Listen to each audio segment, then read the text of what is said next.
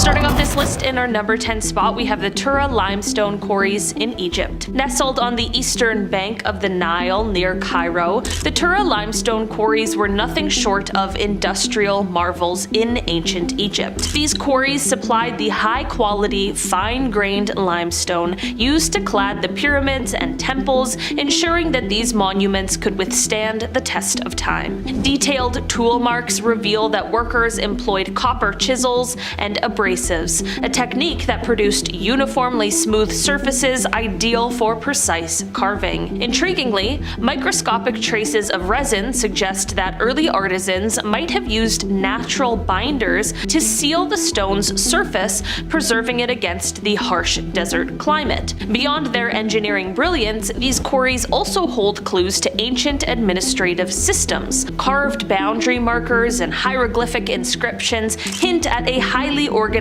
labor force, complete with supervisors and dedicated crews. Each chiseled groove and tool residue tells a story of relentless pursuit for perfection in one of history's most celebrated quarries. Next, we are talking about the Aswan granite quarries, also in Egypt. Downstream on the Nile lies the famed Aswan granite quarries, a rugged landscape that provided the hard, enduring granite used in some of Egypt's most iconic monuments. Unlike the Tura limestone, Aswan granite's dense, interlocking grains demanded a different approach to quarrying. Archaeologists have discovered evidence of intricate water channels carved into the rock face, which not only cooled the stone during extraction, but also helped in softening the granite along natural fault lines. Remnants of ancient toolkits, including bronze hammers and pickaxes, were found strategically placed near extraction sites,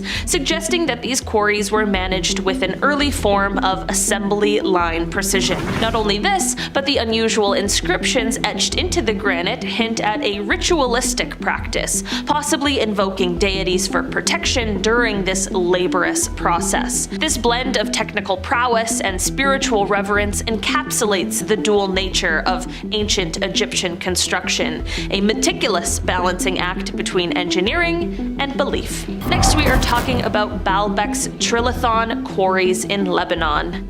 In the shadow of Lebanon's Bekaa Valley, the ancient quarries of Baalbek have given us some of the most awe-inspiring stone blocks ever unearthed. Known for producing the colossal Trilithon stones, each weighing hundreds of tons, these quarries challenge our modern understanding of ancient engineering. Detailed studies of the quarry walls reveal precision cuts and smooth, parallel channels that hint at the use of advanced cutting techniques, possibly involving water as a natural lubricant. What makes these quarries especially mysterious are the cryptic symbols and markings left behind by the quarrymen. These inscriptions might have served as both progress logs and sacred omens, linking the act of quarrying with divine favor. Recent microscopic analysis has even uncovered traces of unusual mineral residues, suggesting that the stone's composition was prized for its resonant acoustic properties,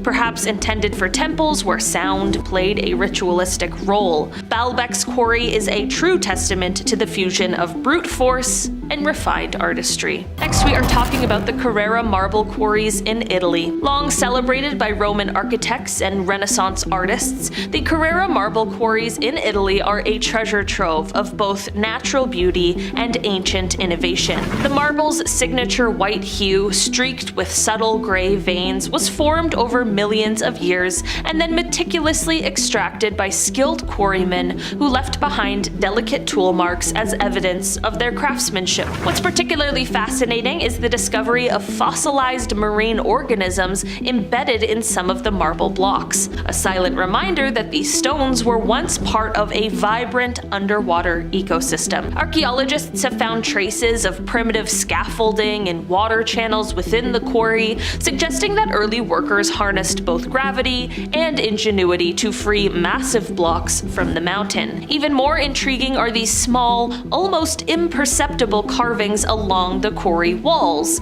possibly serving as ancient quality control, or even lucky charms meant to ensure a successful extraction. Carrara marble remains a symbol of the timeless marriage between nature's splendor and human artistry. Next, we are talking about the Nabatean quarries of Petra in Jordan. Often overshadowed by Petra's rose-red rock-cut facades, the Nabatean quarries that supplied the raw stone for this ancient city are a marvel of ingenuity in their own right. Hidden among the rugged canyons of southern Jordan, these quarries reveal a story of precision and adaptation to an arid environment. Evidence suggests that Nabatean workers employed a system of water channels to both moisten the rock and reduce dust during extraction, a critical innovation in the desert landscape. Detailed analysis of the quarry's stratigraphy shows multiple phases of work, each marked by a shift in chisel technique and block size,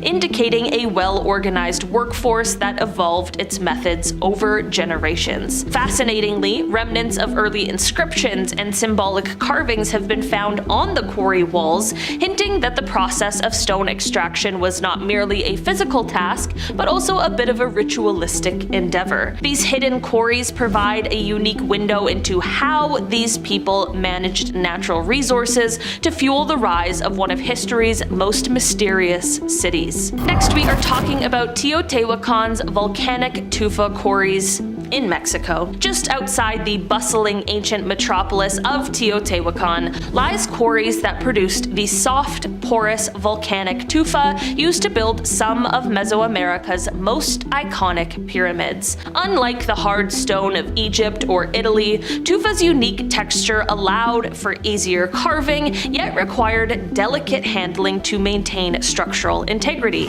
Excavations in these quarries have revealed layers of sediment meticulously worked by ancient laborers, with carved channels that directed water to soften and loosen the stone. Analysis of microscopic wear patterns on the quarry walls indicates that workers employed simple yet highly effective techniques using stone and wooden tools, methods that were passed down through generations. Even more captivating are the occasional glyph-like markings etched into the tufa, suggesting that the quarry wasn't just a site of production, but also of early record-keeping and possibly ceremonial observances. This fusion of practicality and mysticism underlines Teotihuacan's broader cultural significance and offers a tantalizing glimpse into the ingenuity of its builders. Next, we are talking about the Mycenaean Cyclopean quarries in Greece. Deep in the rugged hills of ancient Greece, Mycenaean quarries forged the colossal limestone blocks that would eventually form the Cyclopean walls of legendary fortresses like Mycenae and Tiryns. These mega quarries reveal a level of sophistication in stone extraction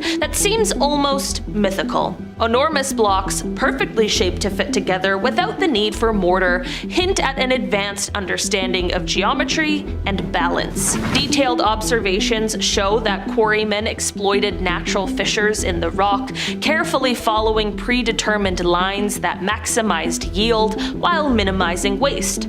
Archaeologists have discovered primitive yet remarkably effective tool marks, pits and grooves left by bronze and stone instruments that map out the ancient process of block separation. Even more intriguing are the faint, almost ritualistic symbols carved into some of the remaining walls, suggesting that quarrying was seen not merely as labor, but as a sacred duty tied to the city's fate. The Mycenaean Cyclopean quarries are a testament to a civilization that managed to blend raw physicality with precise, almost mystical engineering. Next, we are talking about the Preseli bluestone quarries in Wales. The bluestones of Stonehenge have long sparked debate among historians and geologists, and the Preseli Hills in Wales are believed to be their ancient source.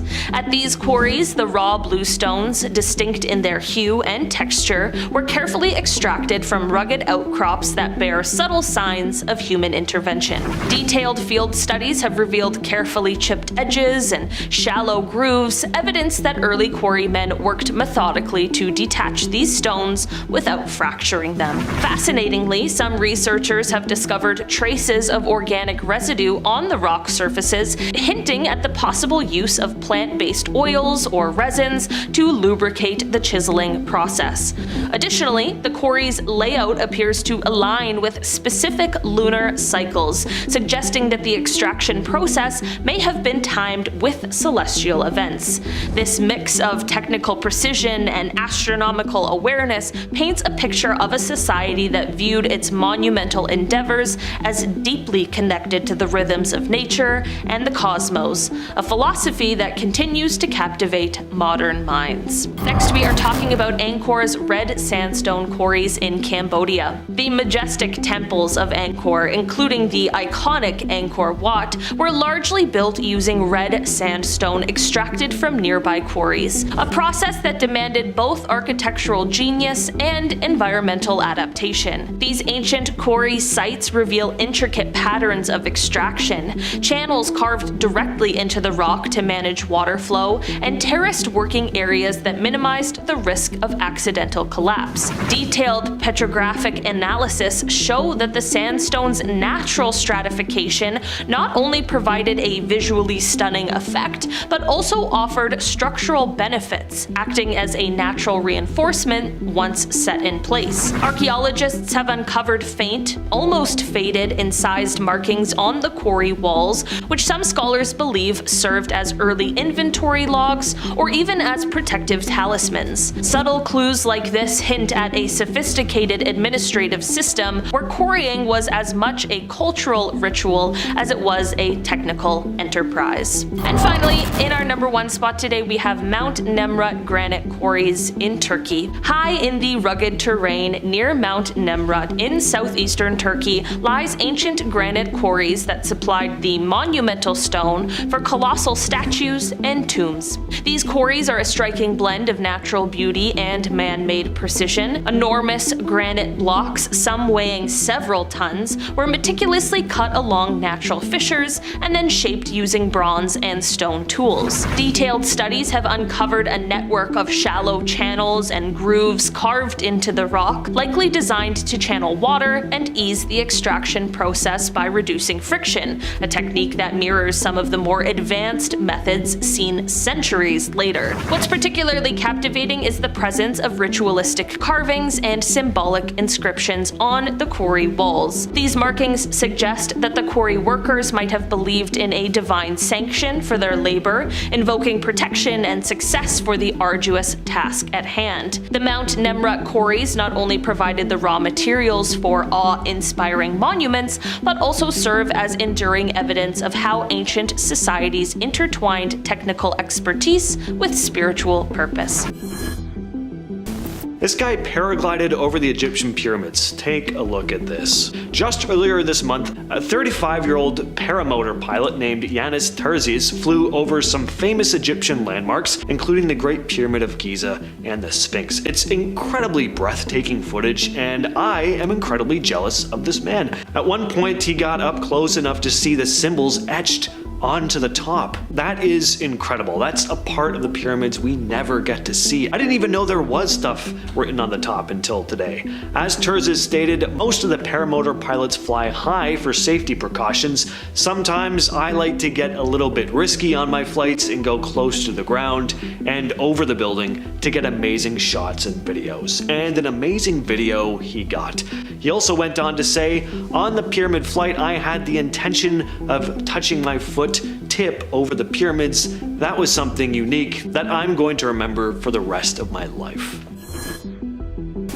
وأحب أن أؤكد أننا مستمرين في العمل.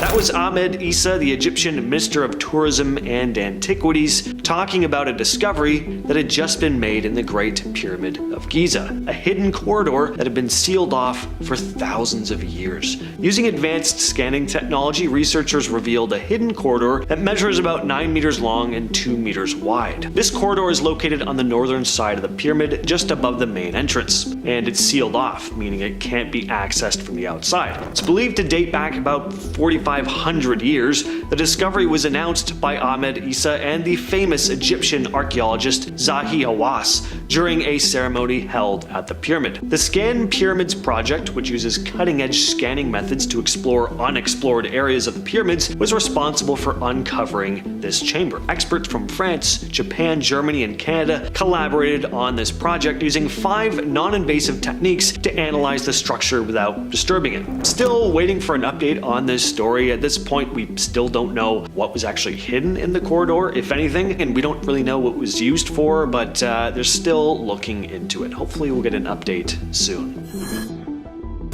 Just back in May, a team of researchers from Japan and Egypt uncovered what they're calling an underground anomaly while studying the area beneath the Western Cemetery of the Giza Pyramid Complex. The Western Cemetery, which is located close to the Great Pyramid, contains a bunch of mastabas, which are rectangular tombs made of limestone or mud. But one section of the cemetery has been largely untouched, a flat area without any visible structures. Curious about what might be buried there, the research team used ground-penetrating radar and electrical resuscitivity tomography, or ERT, to scan the ground. And they noticed this odd density under the surface, as if something man-made had been buried below. The researchers identified 2 distinct underground structures, one shallow and one deep. The shallow structure is L-shaped, just under 2 meters deep. The deeper structure is even more mysterious. The team is seeking to excavate the site to find out what these structures are. Who knows what they'll find down there? All I know is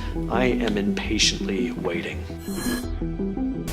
The biggest mystery about the pyramids, and really one of the biggest mysteries in the world, is how they were built. There have been some interesting theories over the years, but just back in May, scientists made a huge breakthrough. A research team from the University of North Carolina, Wilmington, thinks they've found clues to a long-lost branch of the River Nile, now buried beneath desert and farmland. A river that might have played a big role in transporting material for the pyramids. For years, archaeologists have suspected that the ancient Egyptians used a nearby waterway for transporting heavy stone blocks, but they didn't really know where this river could have been. To uncover the mystery, the research team combined radar, satellite imagery, historical maps, geophysical surveys, and sediment coring to create this detailed map of the river branch. The area is thought to have been buried by a major drought and sandstorms thousands of years ago. Radar technology allowed the researchers to penetrate the sand surface and produce images of hidden features, revealing buried rivers and ancient structures near where many pyramids are located. The river branch, dubbed the Aramat branch, Aramat meaning pyramids in Arabic,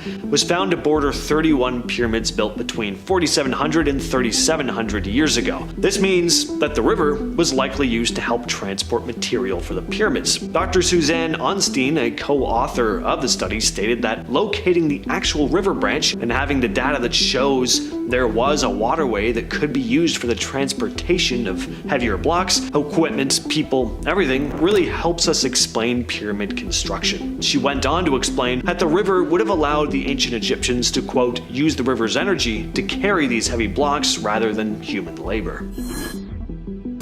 Back in September of 2023, a bunch of hidden chambers were found in an ancient Egyptian pyramid. This pyramid, built around 4,400 years ago for Pharaoh Sakur, is located in the Abusir necropolis in northern Egypt. The pyramid has been undergoing restoration since 2019 to stabilize it and clean out its interiors. And as workers were clearing away debris from a collapsed corridor, they stumbled on these hidden chambers. The spaces were likely storage rooms, which might not sound as thrilling as finding a hidden treasure, but they're important for understanding how the pyramid was designed and used. The pyramid's tunnels have been blocked since its first excavation in 1836, and now, almost 2 centuries later, researchers had access to areas that have been hidden for ages. What you're looking at here is a massive 100-ton artifact, dubbed a black box, found in a cave system about 12 miles south of the Great Pyramid of Giza. This is just one of 24, and we still don't know exactly what these thousands of year-old boxes were built for. They're made of solid Aswan granite. Again, they're incredibly heavy, and it's not even clear how these things were carved and transported. The engineering is remarkable too. These things are smooth as tabletops on the inside and outside. They also have hieroglyphics carved into them. Question has always been though, how were these incredibly heavy slabs of stone transported from rock quarries to their current location? Just another unsolved mystery of ancient Egypt. Back in 2020, archaeologists made a huge find in a necropolis south of Cairo. They uncovered dozens of ancient coffins. Khalid El-Anani, Egypt's antiquities minister at the time, said that at least 59 sealed sarcophagi were discovered, most containing mummies, buried over 2,600 years ago in 3 wells. The discovery was announced at the iconic step pyramid of Djoser in Saqqara, where the coffins were displayed. At the event, one sarcophagus was opened in front of reporters. Saqqara is home to at least 11 pyramids and a number of tombs from different eras. And these recently found coffins belong to priests, top officials, and elites. Among the finds were 28 statues of Ptah and a bronze statue of the god Nefertim, inscribed with the name of its owner, a priest named Babi Amun. Alright, this next one's actually pretty entertaining. Just a little reminder that people never really change. Recent findings reveal that ancient Egyptians had a very unique way of tracking employee time off. A limestone tablet known as an ostrakon, housed in the British Museum and dating back to 1250 BCE, gives us a glimpse into the work-life balance of ancient Egyptians. This tablet lists 40 workers and details the days they missed, along with reasons given like illness and family duties. The absences are organized by season and date. For instance, on month 4, winter day 24, a worker named Pendub missed his shift because his mother wasn't feeling well and he had to take care of her. Of course, a lot of workers took off work because they were sick or injured. One name that's listed is Hainafer, who had eye troubles. There's also Seba, who was bitten by a scorpion. And another reason for not coming into work was brewing beer. This actually shows up a number of times. Beer was a staple drink in Egypt and was actually considered a meal. Anyway, just goes to show that people struggled with their work-life balance just like we do today. Although I don't think calling into work because you're brewing beer is gonna go over very well today.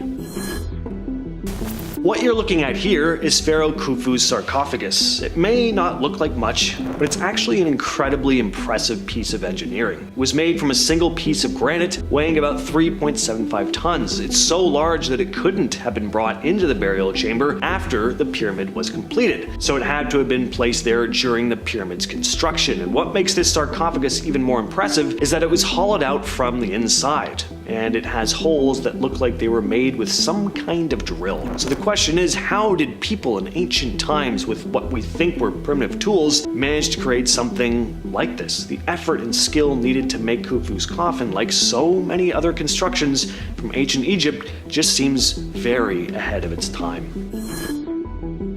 In 2015, something unusual was detected at the Great Pyramid using thermal cameras. Researchers found higher temperatures in 3 stones at the bottom of the pyramid. The Egyptian Antiquities Ministry had a few possible explanations for these heat spots. You figured they could be empty spaces within the pyramid, internal air currents, or just variations in the building materials that were used. Of course, there were also fun theories that the heat was being given off by ancient technology buried deep beneath the pyramids. Experts had been actively searching for hidden chambers in the pyramids. A team of architects and scientists from Egypt, France, Canada, and Japan conducted the thermal survey using sunrise and sunset. So they took advantage of the temperature changes as the sun heated the limestone and then allowed it to cool down. The ministry found that there were these thermal anomalies during their observations. One heat spot was found on the eastern side of the Great Pyramid. The stones there showed a distinct difference in temperature compared to others, hinting at something beneath the surface. This discovery was what eventually led to the Operation Scan Pyramids project, where they found that hidden corridor in the Pyramid of Giza that I mentioned earlier. We've talked about an incredible discovery archaeologist Kathleen Martinez made a couple years back, the possible location of Cleopatra's tomb. Well, I have an update on this, but before we get into that, here's a recap. Kathleen Martinez has been searching for Cleopatra's tomb since 2005, and in 2022 she started getting onto something big. She believed she may have finally discovered the tunnel that leads to it. The tunnel was found beneath the temple ruins of Taposiris Magna, a site built around 280 BCE that's dedicated to the gods Osiris and Isis. The tunnel sits about 42.5 feet underground, carved into the sandstone, but parts of this tunnel have been submerged in water, of course making it a bit more of a challenge to explore. At Taposiris Magna, the archaeological team has already uncovered some fascinating artifacts, sculptures of Isis, coins featuring Cleopatra and Alexander the Great, and even an entire burial ground filled with mummies. But the next step was for the team to, of course, investigate the nearby Mediterranean Sea where part of the tunnel is submerged. But let's get on to this update. Martinez needed permission from the Ministry of Tourism and Antiquities to carry out the next step of her investigation, but she needed a specific artifact to back up her theory that this temple was dedicated to the goddess Isis, a goddess Cleopatra famously claimed to be the reincarnation of. The item she was looking for is called a foundation plate, inscribed with important details about when and why the temple was built. Archaeological missions had been searching for this plate since the 1800s, but they all came up empty-handed. That is until Dr. Martinez. She found the foundation plate she was looking for, which reads, "The king of high and low Egypt, Ptolemy V lives forever, beloved by Isis." This plate finally proved that the temple was indeed dedicated to the goddess. Now, to help with her underwater search, she reached out to Robert Ballard, the diver who found the Titanic, and now with the support from the Egyptian government, her expedition was a go. During their exploration in submerged Alexandria, the team found structures standing 3 meters tall, and they did not look like natural formations. They also uncovered basalt, the same material used in statues from the first temple, confirming these structures were made by humans. More than 5 other points of interest were also identified and are set to be excavated in the next permit season, some even 10 kilometers out from the coast. Dr. Martinez is convinced that if Alexandria is underwater, then Cleopatra's temple may be as well. There will definitely be more updates to come. The Valley of the Golden Mummies is an amazing burial site found in Egypt's western desert. It dates back to the Greco-Roman period and was discovered in 1996 by archaeologist Zahi Hawass and his team. They uncovered around 250 mummies over several seasons, but Hawass later estimated that there could be more than 10,000 mummies buried in this area. When the team first found these mummies, many were in surprisingly good condition too. They had a variety of decorating styles, but the researchers identified 4 main ones. The first style featured a gilded mask covering the face, along with a gilded waistcoat that depicted different gods and goddesses. About 60 of the mummies were adorned like this. The second style was covered with courtenage, which is a type of material made from layers of linen and plaster. These mummies displayed scenes of gods, including Anubis, who is known as the god of the dead. The third style didn't have any gold or fancy decorations, but was instead placed inside a pottery coffin shaped like a person, known as an anthropoid. The fourth style was simply wrapped in linen. Each mummy was buried with a number of artifacts like jewelry, pottery for food, wine jars, and coins. This next story is, it's always been one of my favorites. It sounds completely made up. It's gonna sound like the Egyptian version of the Goonies, but this is actually a real thing that happened, and yeah, I just love this news story. So the media didn't release the guy's full name. He was simply referred to as Nagy. But Nagy was digging in his backyard one day in 2015 when he stumbled on this tunnel. Now, before I even say where the tunnel leads, let me just say, finding a tunnel in your backyard would just be incredibly cool no matter what. Like, I'd be calling my friends over, we'd be getting an adventure going, I'd buy an Indiana Jones hat, whole 9 yards, but let's get to where this tunnel actually led. The tunnel, right in this guy's backyard, led to Khufu Pyramid, one of the 3 pyramids that make up the Giza Pyramid complex. It's also one of the largest and oldest Now, how insane is that? First of all, why was he digging? Who just goes digging in their backyard? If I was digging in my backyard, I'd find some worms. Probably that would be about it. This guy randomly decides to dig one day and finds a tunnel leading to the Great Pyramid. He does live in Egypt, but still. What are the chances of this? The tunnel was about 33 feet beneath his house and is made of stone blocks. Now, he didn't go into this tunnel and make his way to the Great Pyramid and find this out for himself. That would have been way cooler, but probably not the best idea to just go into an unknown tunnel buried in your backyard. Instead, he contacted authorities and archaeologists were sent to his yard who made the discovery. And what's even crazier is that this tunnel was actually something archaeologists have been seeking out for a long time. It was written about, but had never actually been found until then. In 2011, archaeologists in the ancient capital city of Avaris discovered a series of severed hands buried in the ground. The 12 severed hands dated back to around 1500 BCE and were found in pits just outside the walls of a palace. In one pit, 8 hands were found grouped together, while the others were in a nearby pit only about 3 feet away. Interestingly, both pits would have been visible from the throne room of the palace, meaning they might have been very important trophies for the rulers. Researcher Julia Greski from the German Archaeological Institute noted that Egyptian texts mention a practice called gold of honor. This involved presenting the hands of slain enemies to the pharaoh in exchange for gold jewelry, like necklaces or pendants. Interestingly, there were no cut marks on these bones. They'd been removed very carefully, possibly as part of a ritual. The tendons that connected the hands to the arms were likely severed after death and after rigor mortis had passed. But why take your enemy's hands as trophies? Well, hands were very symbolically important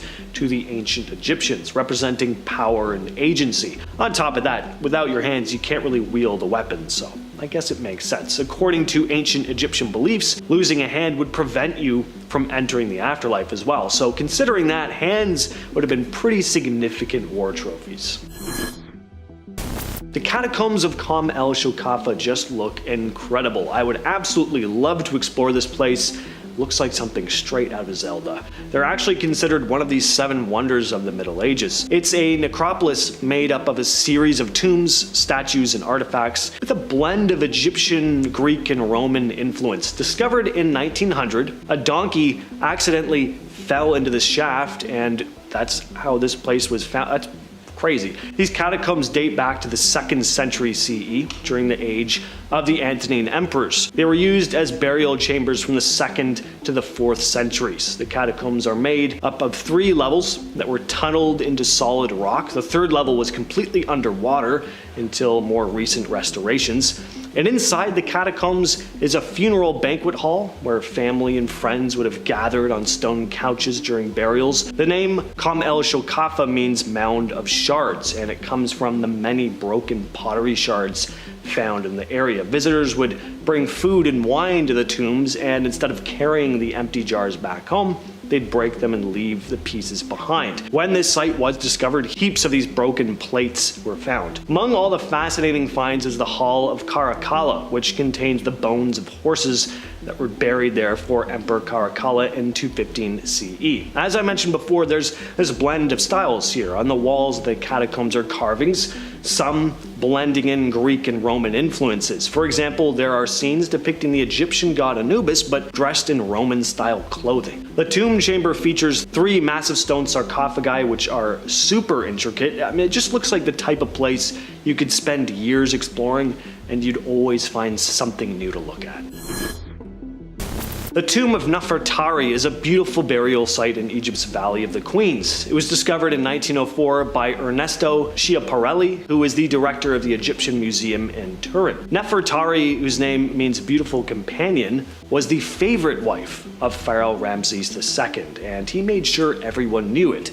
He called her the one for whom the sun shines, and even built a temple in her honor. The paintings in the tomb reveal a lot about Nefertari's life and the Egyptian beliefs surrounding death. One famous image shows her playing a game called Senet, showing the importance of games in her culture. There's also a scene of her meeting Thoth, the god of writing, meaning she may have been literate. The wall art also shows scenes from the Book of the Dead detailing rituals and tests Nefertari would face in the afterlife. After this discovery, it became clear that the tomb had suffered from looting, unfortunately. The treasures, including Nefertari's sarcophagus and mummy, were gone, but remnants of her knees were found, oddly enough, and about 2/3 of its wall paintings still remain, fortunately. The tomb has also suffered water damage, unfortunately, and mold thanks to humidity. In 1986, there was a restoration project to preserve the paintings, and it was completed in 1992.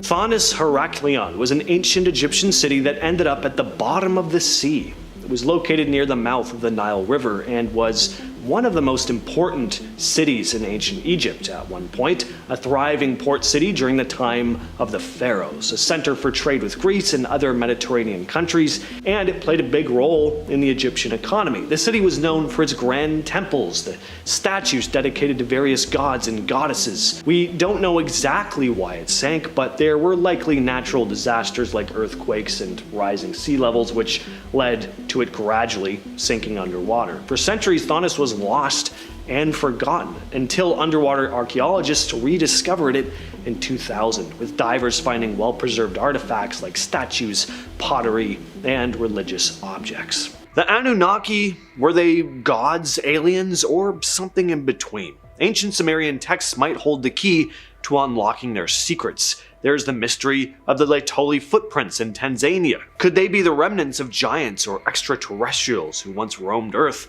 And the cylinder seals of Mesopotamia. Could these ancient carvings actually be proof of extraterrestrial involvement in our history? These are mysterious Anunnaki discoveries scientists cannot explain.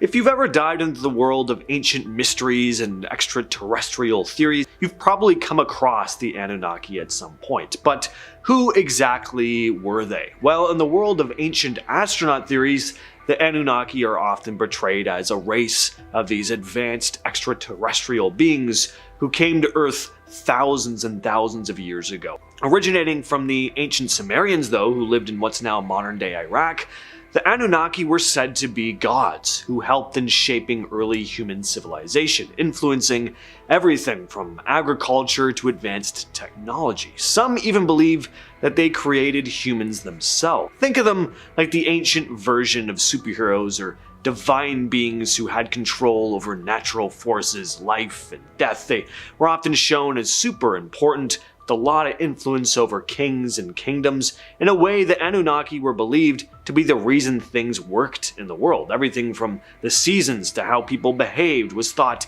to be under their watchful eyes. So, it's no surprise that these entities described in the earliest known form of writing are still talked about today.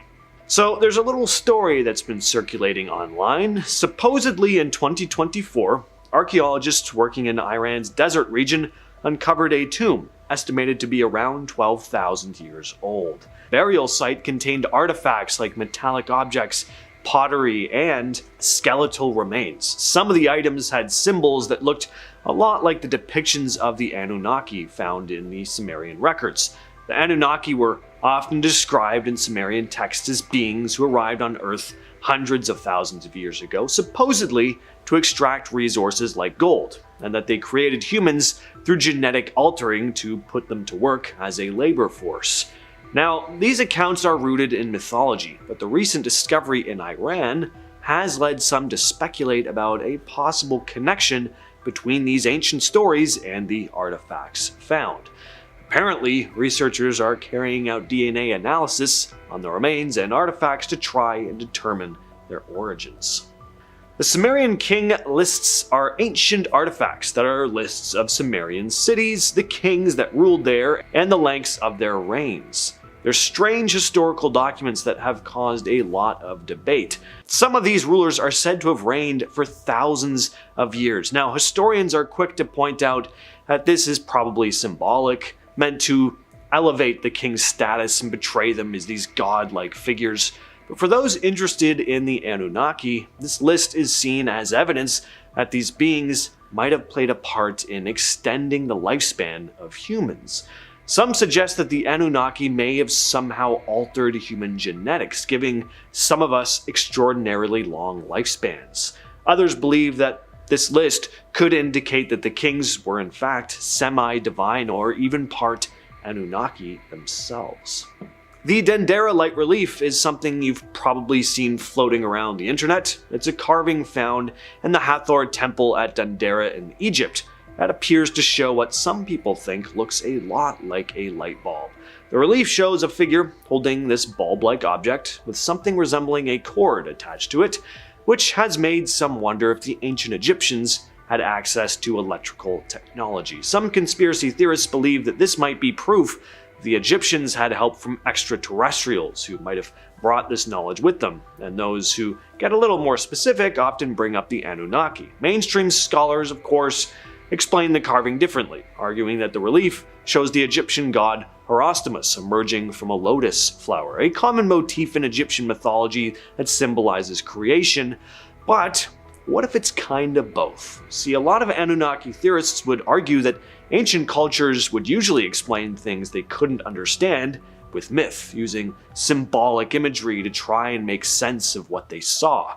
All the same though, we can't find any conclusive evidence of advanced electronic devices in ancient Egypt. It's possible that the Dendera light is really just an artistic representation of a story, but with all the mystery and wonder surrounding the ancient Egyptians, some aren't so sure it's that simple.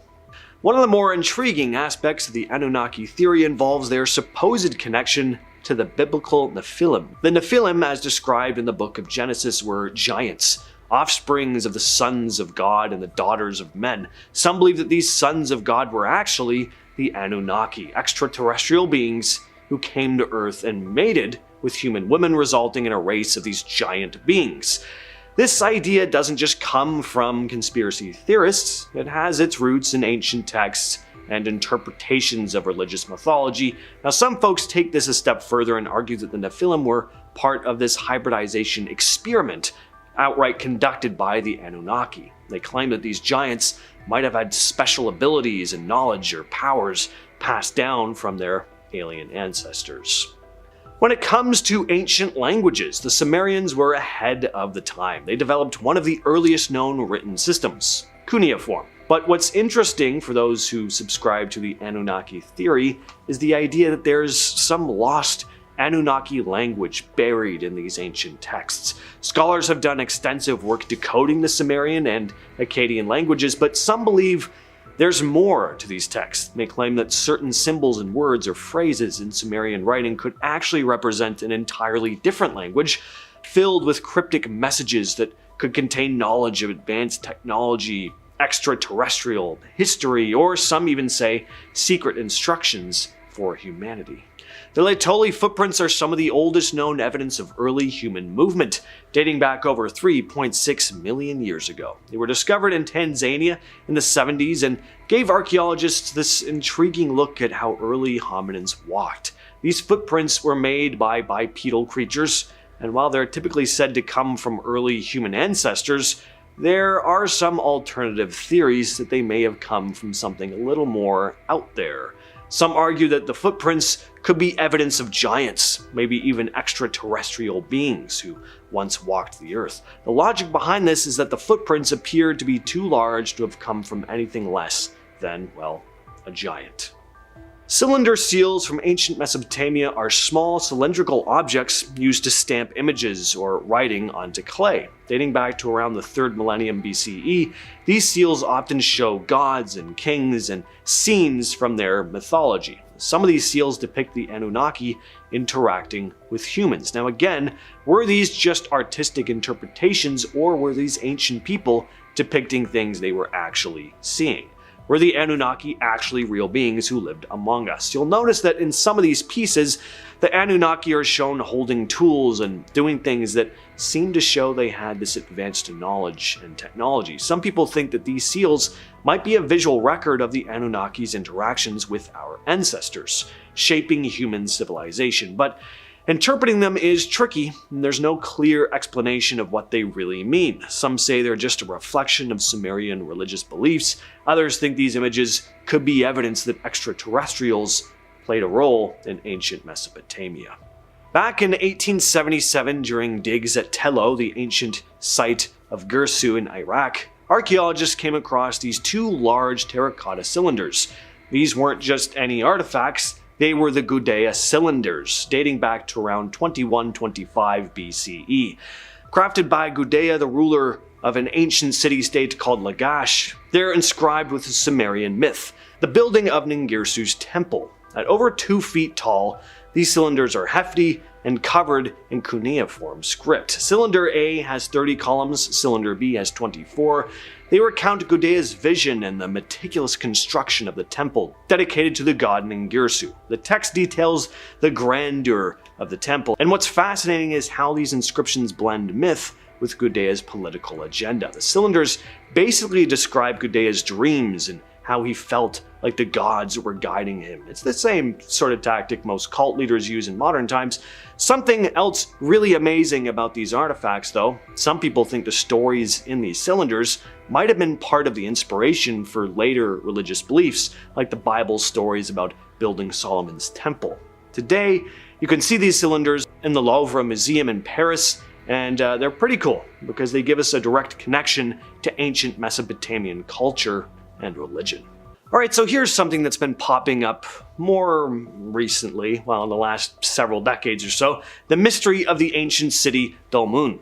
Now, according to Sumerian texts, Dolmun was a paradise-like place where the gods could rest and rejuvenate. Some legends even say this city was the place where the gods came from. It was supposedly the home of Enki, one of the big Anunnaki gods, and also linked to the famous myth of the Epic of Gilgamesh. So you probably know where I'm going with this. Was this city a complete myth, a partial myth, or could it have really existed? Well, there was a place called Dolmun. It was an important place, a major trading hub. It's mentioned in loads of ancient texts, but it was always considered to be some kind of symbolic city. But in the last several decades, archaeologists digging in Bahrain, a small island in the Persian Gulf, actually found it. They uncovered ruins, massive structures, and burial mounds that date back thousands of years. But is there truth to the myths about this place? Did the powerful Anunnaki once call it home? Number 10. King Tut's tomb. Discovered in 1922 by the legendary Howard Carter, King Tut's tomb is easily one of the most famous archaeological finds in history. Gotta kick our list off with him. Even though it was smaller than other royal tombs at the time, sure, it was a little small, it was surprisingly untouched by grave robbers, which is pretty rare in ancient Egypt considering how much time has passed. Inside, Carter uncovered more than 5,000 treasures, including the iconic golden mask. Now, what makes this tomb so mysterious is how well preserved it was when they found it. Considering Tut's short reign and his young age, this was honestly baffling. His sudden passing and the rapid burial have sparked endless theories, leaving many aspects of his life and legacy shrouded in mystery. Number 9. Karnak stones.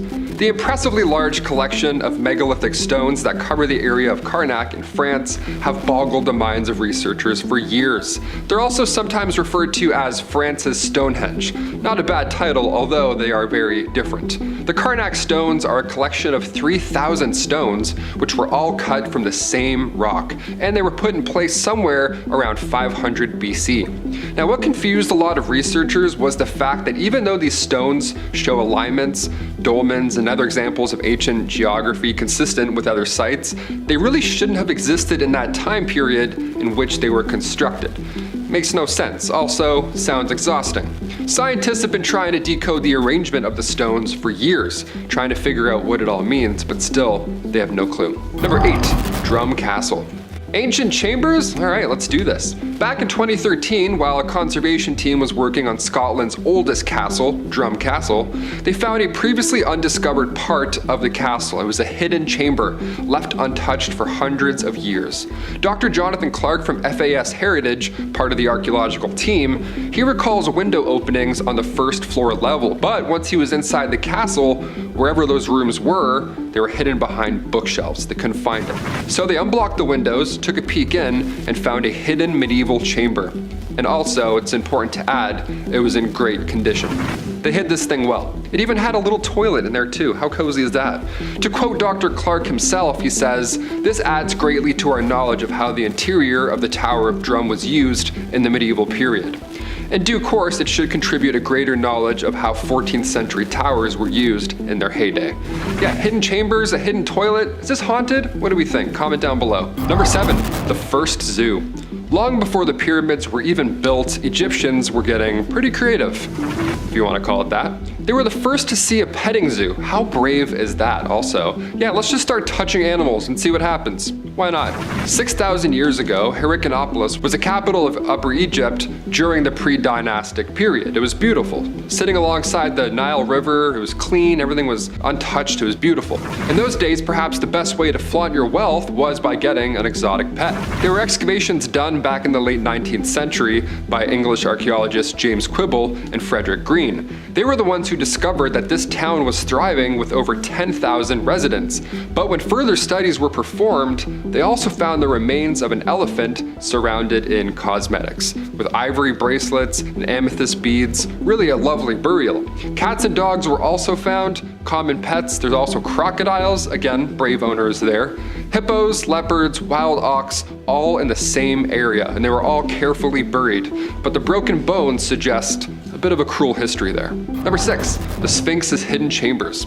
The Great Sphinx of Giza, with its lion's body and its human head, it's kind of hard to miss. It's one of the most iconic symbols of ancient Egypt. However, its purpose, its origins, and secrets are still hotly debated. Ancient texts and local legends speak of hidden chambers beneath the Sphinx's massive paws, possibly, hopefully, containing treasure, sacred texts, or even lost knowledge from a forgotten civilization. Now, despite modern exploration using advanced technology like ground-penetrating radar, these chambers still remain a mystery. No one knows what's inside. Some researchers believe the Sphinx predates the pyramids by thousands of years, pointing to an earlier, even more advanced civilization that might have left behind clues about humanity's distant past. So it's kind of important if we open this one up. Was the Sphinx a guardian, a spiritual symbol, or was it a marker for something far more significant? Number 5, Fiddler's Theater. Excavations in Rome revealed the remains of a Theater Neroni, a private theater used by none other than Emperor Nero himself, previously known only through texts. Now, this discovery provides a physical context to these historical accounts of Nero's reign. I thought Nero was a brat when he made a palace for his horse, but his own private theater? Imagine doing an entire show for one person. How awkward is that? Although I am doing that right now with producer Chris. It's not that awkward, it's kind of fun, it's nice. Number 4, Israel Tomb. Looking back to the Dark Ages in Shamir Heights, northern Israel, this tomb is massive. It's made up of 400 tons of boulders and it stretches 65 feet wide. This burial chamber goes back 4,000 years. Now, it could mean that humans were part of an organized society that long ago, especially considering the art that they found on the ceiling inside said dolmen. But this is the first time that art has been documented in one of these chambers in the Middle East. That's why it's so important, and we haven't quite figured out what the ceiling carvings depict yet. So far we think arrows or anchors, but inside the actual grave there were 3 sets of human remains, so it had been used for quite a while. While excavating the ancient gravesite, archaeologists also found colored beads. Yeah, we got beads and bones. Come on in, welcome to my tomb. One of the most intriguing parts of this grave has to be the lines carved in the ceilings. All the lines connecting to one single arc. What does that mean? I'm good at video games, I want to figure this out. Number 3, the Tomb of I. Unearthed by the legendary Howard Carter, classic, he's just digging up everyone. Back in 1907, the tomb of A, the pharaoh who took the throne after King Tut, rests in the Valley of the Kings. Now, the real intrigue surrounding A's tomb comes from his rapid rise to power, which is still tied to the controversial circumstances of King Tut's passing. Was I involved in his passing at such a young age, or was he simply a pawn in this larger royal drama? That's what we hope to figure it out every time we dig one of these guys up. Now, the tomb itself is filled with stunning artifacts, hinting at his considerable influence, yet the mystery deepens when you look at his short reign and the near silence in historical records about his burial and about his royal connections. Why is his legacy so vague? Was he truly a legitimate ruler, or was his rise to power more complicated than we know?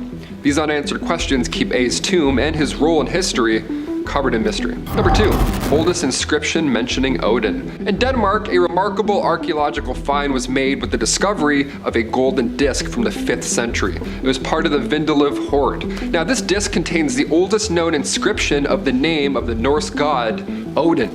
You know, Thor's dad, Anthony Hopkins, that guy? Previously, the earliest evidence of Odin worship was dated 150 years later, making this discovery significant for understanding this pre-Viking spiritual landscape in Scandinavia. Number 1, Göbekli Tepe.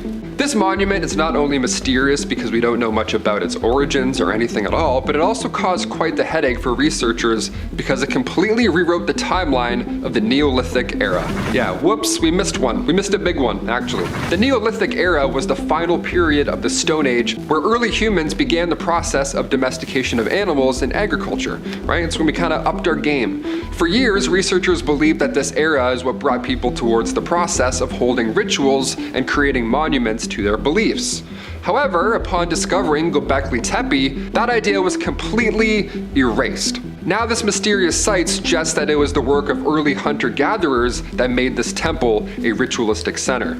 So this would have happened far before these individuals decided to create settlements and begin the agricultural revolution. So based on that timeline of human settlements and such, this makes no sense. Why did they do this? Why did they make this?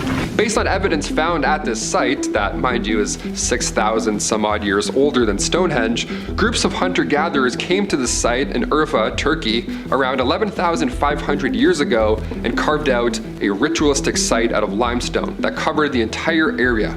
So it's believed that Göbekli Tepe was just designed as a stopping point for these early humans. It was a place to meet, hold feasts, and then, of course, depart.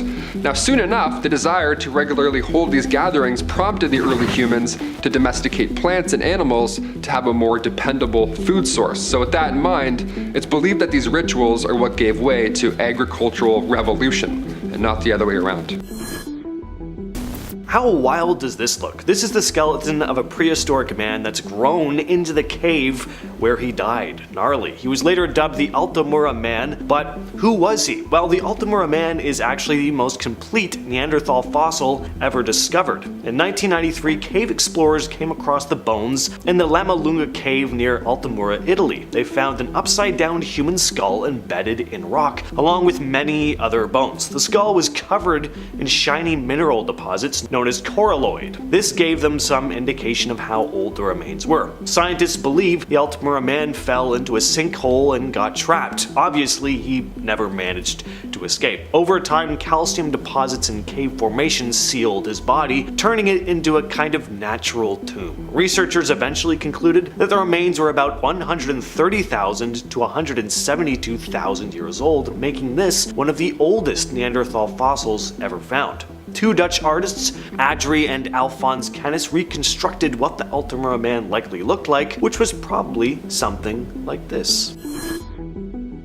Jamestown, established in 1607, was England's first permanent settlement in North America. From the start, things weren't easy. The colonists battled harsh conditions, disease, and food shortages. One of the darkest periods was the winter of 1609 to 1610. Known as the starving time. During this season, many settlers couldn't find enough food, and about 75% of them died. To survive, those who lived resorted to eating whatever they could, including each other. Now, there have been all kinds of creepy and bizarre things discovered at this site over the years, but one of the most grim was in 2012, when archaeologists came across the bones of a young girl. The bones were covered in marks that had clearly been left by blades, as if she'd been cut up and eaten like a steak. And a series of other human remains were found in a kitchen cellar, mixed in with various animal bones, most dated back to the starving time, so it was highly likely these poor folks had been eaten.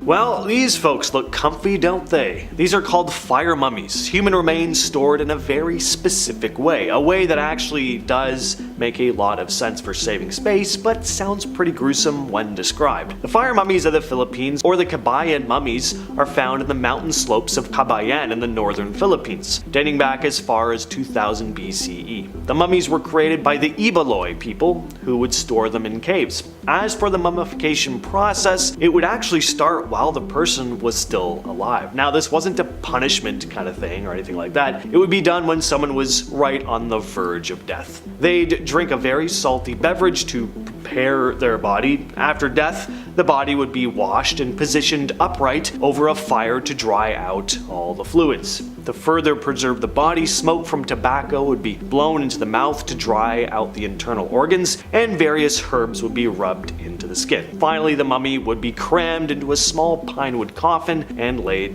to rest. It may seem kind of creepy to many of us today, imagining being crunched up in this position in death, but again, it is great for storage. You don't usually think of gladiator bones being found anywhere outside of Rome, but in 2010 an entire gladiator grave was unearthed in Britain. Excavations led by the York Archaeological Trust in 2010 uncovered 80 skeletons dating back to the 1st to 4th century CE. Most of these remains were male, robust, and taller than average. Most disturbingly, a lot of the men had their heads separated from their bodies, either having them placed in their hands or between their knees. Pretty gruesome. But it appeared as if they'd been buried with respect. Forensic analysis revealed bite marks on one skeleton, which had probably been made by a lion, tiger, or bear, another clue they'd been gladiators fighting in an arena with wild animals. A lot of the skeletons also had one arm significantly stronger than the other, a sign of intense weapons training from a very young age. The findings came from the Driffield Terrace site, where excavation had began in 2004. Dr. Michael Wysocki from the University of Central Lancashire stated, "These are internationally important discoveries. We don't have any other potential gladiator cemeteries with this level of preservation anywhere else in the world." Look at this poor fella. In 2014, archaeologists in Bulgaria found these remains at a 13th century Thracian site, the remains of a man who had been staked as a vampire. The skeleton belonged to a man who was likely in his 40s at the time, and an iron rod had been driven through his chest to prevent him from rising from the dead. His left leg had also been removed and placed beside his body, just to make sure he wouldn't be able to walk around if he did manage to de-stake himself. During the period these bones were dated, many Eastern European cultures believed that vampires were a very real danger, particularly when it was someone who died under what was deemed an unusual circumstance. So to protect the living, communities would stake bodies to make sure they wouldn't come back. This isn't the only corpse found to have been a so-called vampire burial. Far from it. Remains have been found across Bulgaria and other parts of Europe. At a site in Poland, archaeologists found remains of people buried with a sickle placed over their throat, so that if they rose from the dead, they'd lob off their own heads as they sat up. There's something very cartoony, very Looney Tunesy about that method, in a definitely more grim, macabre sort of way. In 2012, in the small village of Bergheim, France, archaeologists found an ancient pit filled with human bones, specifically arms, hands, and fingers. This pit, known as Pit 157, is about 5 feet wide and 6.5 feet deep, and it dates back nearly 6,000 years. The excavation began when an archaeological company was conducting surveys ahead of construction work in the area. While exploring a 5-acre site filled with ancient storage pits called silos, they discovered a total of 60 silos, 14 of which contained human bones. Pit 157 stood out because it was nearly filled with human remains, unlike the others, which were mostly empty or had different types of artifacts. The bones found in the pit included at least 7 upper limbs from different people. Shortly after these limbs were discarded, the bodies of 7 other individuals were also thrown into the pit. As for exactly what happened here, that's a mystery. Who killed these people? Why were their arms removed? Unfortunately, the answers to those questions have been lost to time. Not only was the Krakatoa volcano eruption of 1883 incredibly deadly, it also produced the loudest sound ever heard by human ears. People 3,000 miles away described it sounding like cannon fire. Here's a piece of audio recording of what it likely would have sounded like, not that we can mimic the actual intensity.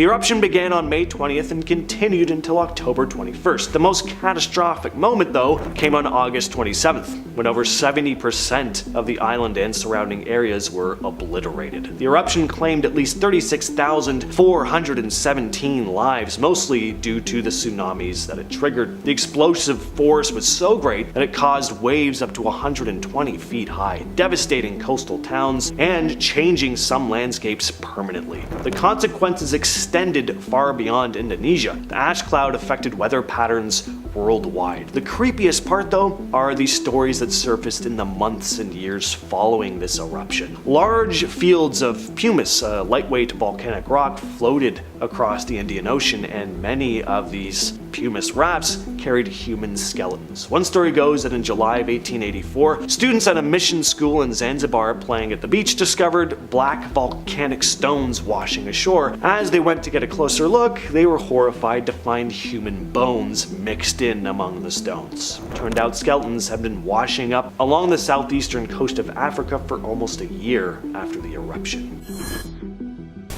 In 2016, archaeologists excavating an ancient Greek cemetery discovered the remains of at least 80 skeletons found in a mass grave. These skeletons date back to between the 8th and 5th century BCE and were shackled by iron cuffs around their wrists. It looked like they'd been victims of a mass execution. The site is part of the Phaleron Delta Necropolis, an ancient burial ground that was uncovered during construction for a new National Opera House and library in downtown Athens. The head of the excavation stated at the time that they were, quote, executed, all in the same manner, but that they were buried with respect. So the question is, who were these folks? Why were they taken out, and why were they buried with such care? Most of the skeletons belonged to very young people who appeared to be in good health at the time of their deaths as well. Is this a death metal album cover, or is this an actual archaeological find? Well, you clicked the video, you know the answer. Yes, this is a real wall of human skulls constructed by the ancient Aztecs. Archaeologists from Mexico's National Institute of Anthropology and History came across a tower filled with 119 human skulls while restoring a building on the site of the Aztec capital, Tenochtitlan. This tower is believed to be one of the 7 that once stood in this ancient city, located near the ruins of the Templo Mayor, a religious center dedicated to the Aztec gods of war and rain. Researchers first thought the skulls belonged mainly to defeated male warriors, but more recent analysis revealed that some of these skulls belonged to women and youths as well. Archaeologist Barrera Rodriguez said that while some of the skulls may have belonged to warriors, others could have been from people used in sacrificial ceremonies. In Aztec culture, human sacrifices were viewed as necessary acts to sustain the gods and, by extension, protect the universe itself. Rukpind Lake in the Himalayas of India has a pretty ominous nickname. It's often referred to as Skeleton Lake, and that's because, for a brief period during the summer, the frozen surface of the lake melts, revealing hundreds of human skeletons lying at the bottom. The skeletons were first reported in the 19th century, but gained more attention when a game reserve ranger came across the remains again in 1942. At the time, the belief was that the skeletons belonged to Japanese soldiers, but it turned out the remains were much older. In 2004, it was discovered that these bones dated back to around 850 CE and belonged to 2 distinct groups of people. Most likely they were killed by a severe hailstorm, as analysis showed that a lot of them had suffered blunt force trauma to their upper bodies. There's something very mysterious about this pillar in India, known as the Iron Pillar of Delhi. It seems impervious to rust, even after 1,600 years of being exposed to the elements. The pillar dates back to the Gupta period around 375 to 413 AD, and the fact that it doesn't rust is pretty impressive. Building something like this would have been challenging without advanced technology and precise chemical treatments. Standing about 23 feet tall and weighing over 6 tons, the pillar was first erected in Udayagiri and later moved to its current location. It bears an inscription in Sanskrit praising a king named Chandra, believed to be Chandragupta II. The pillar has been exposed to harsh weather for centuries, but it's still mostly rust-free. It turns out that the iron used in the pillar was made of misawite, which is a compound of iron, oxygen, and hydrogen which helps protect the iron from rusting, but the method they would have used to achieve this is still a mystery and makes some people wonder if certain ancient civilizations had access to technology far beyond their or even our time. If you were to Google when the first battery was invented, you would be told that it was invented in 1800 by Alessandro Volta and John Stringfellow. Great name, by the way. But that would be wrong, because in 1938, archaeologists discovered the first true battery, which was actually created around 2,000 years ago. The batteries, made with clay jars and iron rods capable of producing more than a volt of electricity, were found just outside of Baghdad, Iraq. 3 were discovered, and since their discovery, nothing of the like has ever been found again. The exact origin of the batteries remains unclear, but what is clear is that the society that made them was either incredibly advanced or had help from someone from the future, perhaps even Volta and Stringfellow, and if that's the case, the answer Google gives you would be in fact correct. It's possible. Anything's possible. The Saqqara bird is a small wooden artifact that was found in an ancient Egyptian tomb near Saqqara. It's about 2,200 years old, and at first glance, it's a bird. But when you look a little closer, you might notice that it looks a lot like a model airplane. Unlike other bird statues from ancient Egypt, this one doesn't have legs, and its wings are shaped differently. It's a pretty unique design that just adds another layer of mystery to the history of ancient Egypt, which is already full of mysteries.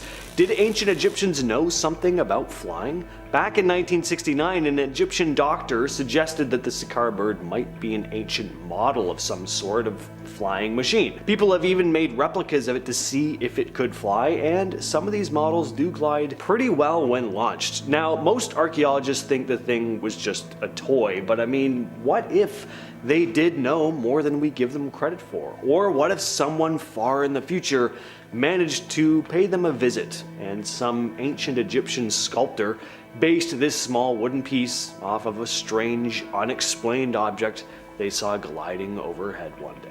If Antarctica was discovered in January of 1820, then tell me, why did it show up on a map created in 1513? The Piri-Reis map, to be exact, created by Turkish admiral and cartographer Piri-Reis. While the map doesn't outright say the word Antarctica, many people believe the landmass located at the bottom right corner to be representative of the continent, about 34 million years ago before it became covered in ice. This was confirmed by Captain Lorenzo W. Burroughs of the US Air Force, who said that the landmass in the Piri-Reis map accurately depicted the coast of Antarctica that is now currently hidden under ice. This is strange for a few reasons. 1. How did Piri-Reis know about Antarctica? And 2. If Antarctica froze 34 million years ago and the map was made in 1513, how did Piri-Reis know about its formerly subtropical climate without the use of modern day technology? Is this guy a time traveler, and if so, did he travel backwards or forwards to learn this information? The London hammer is one of the most famous out-of-place artifacts. It was found in 1936 in London, Texas, by a couple named Max and Emma Hahn while they were out exploring. They found the hammer embedded in a rock formation that was estimated to be around 100 million years old. The hammer itself looks surprisingly modern though. It has a wooden handle and a metal head, which, when examined, seems to be made of iron and steel, materials that weren't supposed to be around during the time the rock was formed. The rock surrounding the hammer was found to be from the Cretaceous period, a time when dinosaurs roamed the earth, long before humans or even advanced tools like this hammer were believed to have existed. There are some pretty wacky but fun ideas about the hammer, one being that it could be a remnant from a future civilization that somehow ended up in the past and accidentally left the tool behind. Nuclear energy was invented on December 2nd of 1942, but the first nuclear reactor existed almost 2 billion years ago. How does that work? Well, I'll tell you. In 1972, a French factory was importing uranium ore from Africa's Gabon Republic when they stumbled across something fascinating. A 2 billion year old large-scale nuclear reactor that was likely in operation for some 500,000 years. Now, while some scientists claim the reactor to be nothing more than a fluke natural phenomenon, others, such as Dr. Glenn T. Seaborg, former head of the United States Atomic Energy Commission and Nobel Prize winner for his work in synthesis of heavy elements, believes the reactor to be man-made because, in his words, in order for uranium to burn in a reactor, very precise conditions are needed. Conditions that he does not believe just somehow happened in nature. The question here is, did someone go back in time to create this, or did someone go forward in time to spread the good word about the endless possibilities of nuclear energy? You tell me. Back in 2012, a strange cylindrical object was discovered by residents of a small rural village in Siberia. The object weighed hundreds of pounds and was unlike anything anyone had seen before. Village residents hooked it up to a trailer and hauled it back to town, where they alerted the authorities, who came and picked it up to be studied. Now, the villagers, as well as folks on the internet, started speculating as to what this mysterious object was and where it came from. Of course, space was being thrown around in almost every conversation. Was this part of some secretive spacefaring government technology? Was it alien in origin? Well, an official at the Russian Space Agency soon made a statement that the object had no relation to space technology of any kind. But if it wasn't part of a spacecraft of some kind, then what was it, and how did it end up there? Nobody knows. For a while, it was widely accepted that the first spark plug was invented in 1839, but all that changed in 1961 when 3 individuals stumbled across a much older version of a spark plug encased in a geode in California while out searching for items to sell in their gem and gift shop. After the discovery, a geologist dated the device to be at least 500,000 years old, if not older. While some people believe the device to have been a modern spark plug encased in a quick-forming concretion rather than a geode, there is not enough concrete evidence to support that theory, and so many people continue to believe the device to be an incredibly advanced relic from ancient times. Or perhaps it is a modern-day spark plug that was placed in ancient times as some kind of Easter egg for the future. Either one is pretty cool. Take a look at this formation here. It certainly seems to be ancient, and it is. It's also incredibly mysterious. It's called the Porobajin, and ever since it was discovered, archaeologists and historians have been trying to figure out who built it and why. Situated in a lake in southern Siberia, the ancient structure, which was discovered in 1891, seems to have been built around 1300 years ago. It's one of Russia's strangest historical landmarks. There's just no concrete information about its purpose, its builders, and the rationale behind choosing such an isolated location to build it. It's in an area well away from any settlements or trade routes. It's also lacking a heating system, which is strange because of the harsh winters at its high altitude location. The layout of the ruins seems to have a bit of a Chinese influence though, almost like city palaces from the Tang dynasty. The neat grid arrangement of smaller houses around the inner courtyard is similar to many Tang Buddhist monasteries, but there's still no definitive evidence as to what this place was. Was it a monastery, a palace complex, a fusion of both, or could it possibly have been built by beings not from this world? You know what suggests that time travel exists? Ancient texts estimated to have been written in 400 BC talking about how time travel exists. Specifically, Mahabharata, an ancient piece of Hindu text that alludes to the phenomenon. On numerous occasions, the 1,500-page script mentions incidents in which individuals traveled through time and experienced something called time dilation, a physical phenomenon in which time moves differently for different observers in the same inertial frame. Time travel has also been mentioned in the Quran, written around 250 CE, the Odysseus II, a Christian text written around 420 CE, the Urashima Taro, a Japanese text written in the 18th century, and many other pieces of ancient literature. The concept is far from new, but if time travel is real, then time is an illusion, and new is just a word that, in the scheme of things, doesn't really matter. Starting off this list at our number 10 spot, we have the crystal skulls. The ancient crystal skulls found in Mexico and Central America are a group of pre-Columbian artifacts that are believed to be over 1,000 years old. These skulls are made out of clear or milky quartz and are intricately carved to resemble human skulls. Despite being discovered in the 19th and 20th centuries, their true origin and purpose remains a mystery. According to legend, the crystal skulls were created by the Maya or the Aztecs and are said to possess magical powers that can heal or grant spiritual enlightenment to those who come in contact with them. Some people believe that the crystal skulls are extraterrestrial in origin and that they hold the key to unlocking the secrets of the universe. Many theories have been put forth over the years about the purpose and significance of the crystal skulls. Some researchers believe that they were used for religious or ceremonial purposes, while others speculate that they may have been used for divination, or even as tools for communication with otherworldly beings. Despite decades of of research and study the true origins and purpose of the crystal skulls remain shrouded in mystery. In our number 9 spot today, we have Linear A. Linear A is an undeciphered script used by the Minoan civilization between 1800 and 1450 BCE. The script was first discovered in 1900 by British archaeologist Arthur Evans and was used to write the Minoan language, which is also still largely unknown. Linear A is composed of over 100 different signs, including pictograms and ideograms, but it is believed to be a syllabic script, meaning that each sign represents a syllable or sound. Despite numerous attempts by researchers to decipher the script, its meaning and purpose remains a mystery. The mystery surrounding Linear A is compounded by the fact that the Minoan civilization itself is shrouded in mystery, with little known about its social structure, economy, or religious practices. The decipherment of Linear A could potentially shed light on these enigmatic aspects of Minoan culture,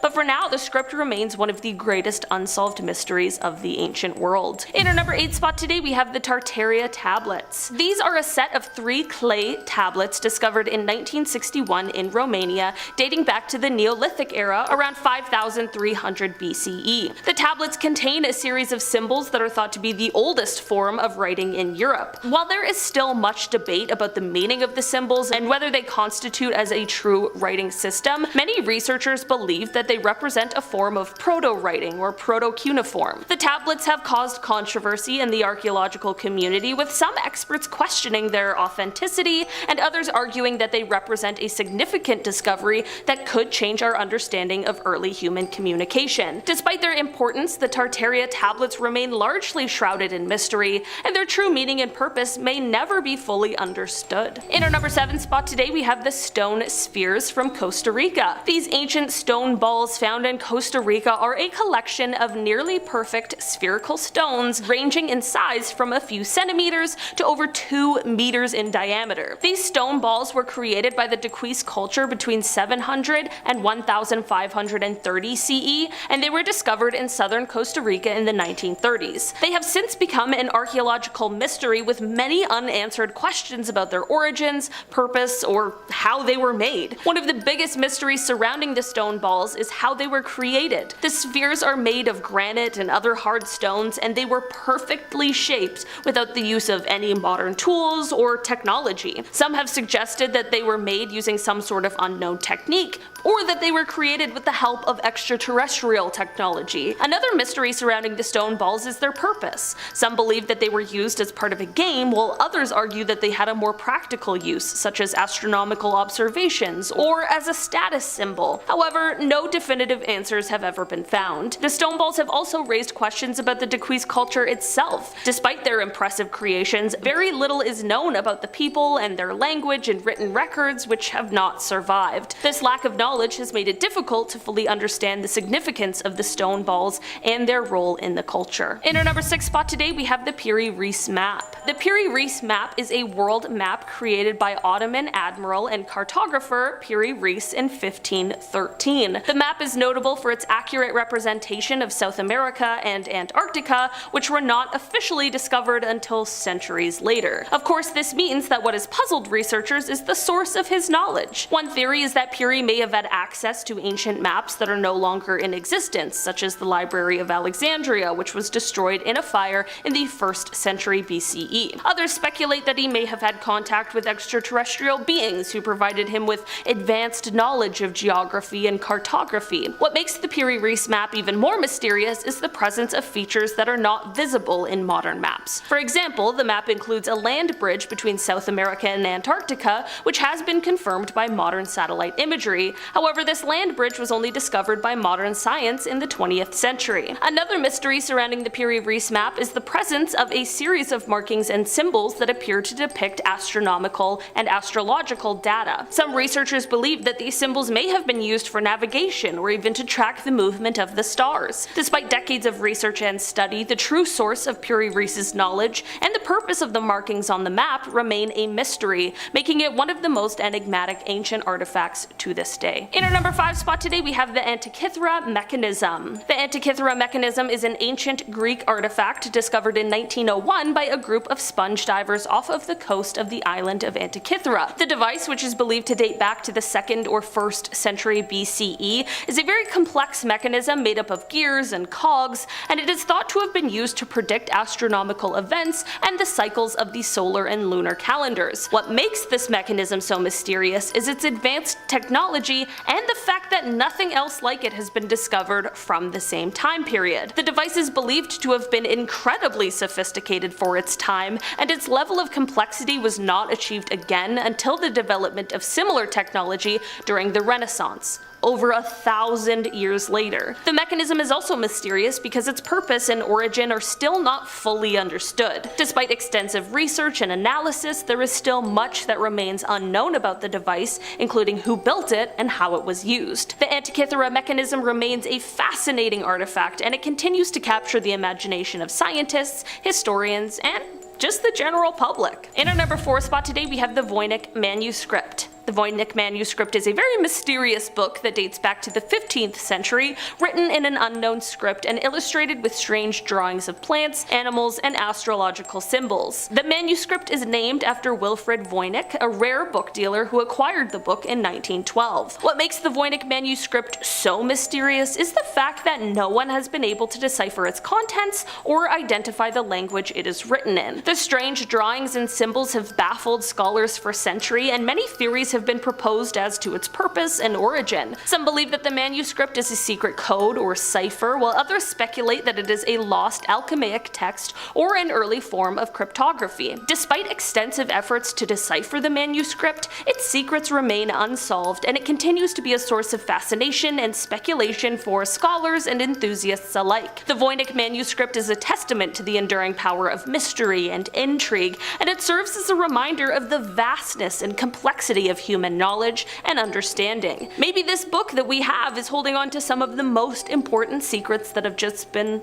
lost to time. In our number 3 spot today, we have the works of old men. The works of old men are structures that were first observed from the air by a British pilot in 1927, and they are located near the Azraq Oasis in Jordan. There are hundreds of these wheel-like structures that are over 80 feet wide, some even as large as 200 feet. These huge structures have been dated back so far that they might just be the oldest man-made creations that we have ever found. While this is all amazing, we have absolutely no idea what they are or why they were created. The theories range from things like sun tracking to ceremonies to some sort of spiritual relevance, but we really just aren't sure. While things like this are incredible finds, and it's amazing that some of the first man-made things still exist on our Earth, it is insane how we have no idea what they are or how to use them, and unfortunately, especially because of the fact that it's been thousands and thousands of years, it's most likely that the mysteries surrounding them are totally lost with the past. In our number 2 spot today, we have the Joppa stones. These stones were found by archaeologists in China. There were hundreds of discs made of stone that were found under a ton of dust inside of a cave. The notable thing about these discs is that they resemble phonography records with a hole in the center that leads into a spiral groove. These stones are at least 10,000 years old, and the groove in them is made up of super small hieroglyphics.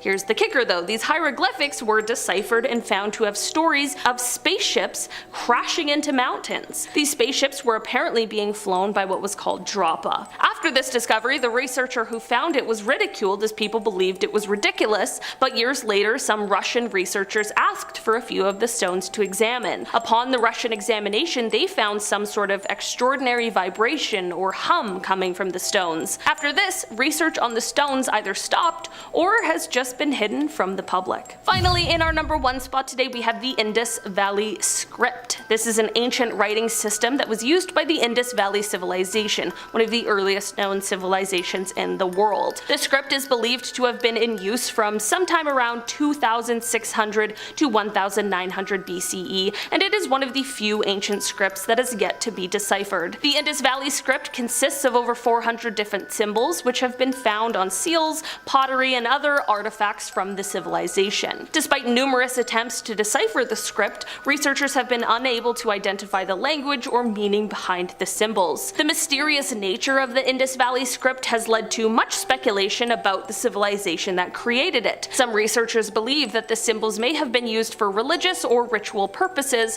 while others suggest that they may have been used for trade or administration. Regardless of their purpose, the symbols remain a fascinating mystery of the ancient world, and their true meaning may never be fully understood. And we're going to start off the list with a very recent find. This just happened last month, which was February of 2024, for those who may be possibly watching in the distant future. A dude stumbled on a massive ancient Roman artifact in a riverbed. It was found in the gravel of the Torre River in San Vito al Torre. Arvino Silvestri was the one who first spotted the ancient artifact and alerted archaeologists. The riverbank was excavated, and the archaeologists uncovered a massive block of carved limestone, revealing it to be an ancient Roman funeral monument, weighed in at a whopping 13,000 pounds, and it was in pretty good condition. It's so big and heavy that it required an excavator for transportation. Pretty remarkable find, and quite beautiful as well. It has an intricately carved figure of Erotes on one end, holding a torch and a poppy flower. Erotes symbolized various things, including love and death. The decoration style suggested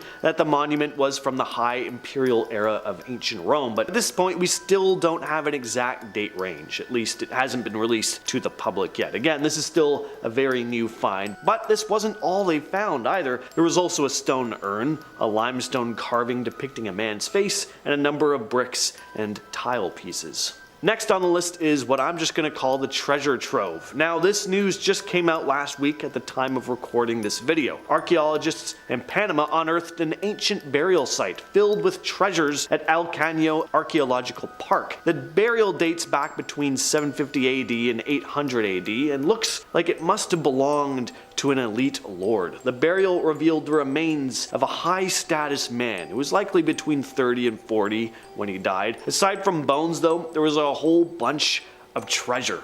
Breastplates, belts adorned with gold, beads, intricate bracelets, earrings. There were even a pair of crocodile-shaped earrings, which is pretty cool. They also found gold-covered sperm whale teeth earrings. How extravagant is that? Not only do I have a necklace with whale teeth, but I gotta get them coated in gold too. That's not even all they found. They also uncovered bracelets and skirts made from dog teeth, bone flutes, and a bunch of pottery pieces. And on top of all the beautiful stuff this guy was buried with, he was also accompanied by a number of people who were sacrificed. He was incredibly rich, so he was just too above going into the afterlife alone. Next on the list, we have a horrifying pit of severed hands. Apparently severed hands were a big deal in ancient Egypt. Archaeologists made a pretty gruesome discovery when they came across pits filled with severed human hands. They were found during excavations of a palace near the ancient city of Avaris. These pits contained hundreds of severed hands, neatly stacked together, and the largest pit was right in front of the throne room. Researchers believe that these hands were severed from enemies captured in battles or raids. It's not entirely clear why these hands were collected and stored, but there have been images found of soldiers trading severed hands for gold, so some speculate that they might have been offerings to the gods or simply just trophies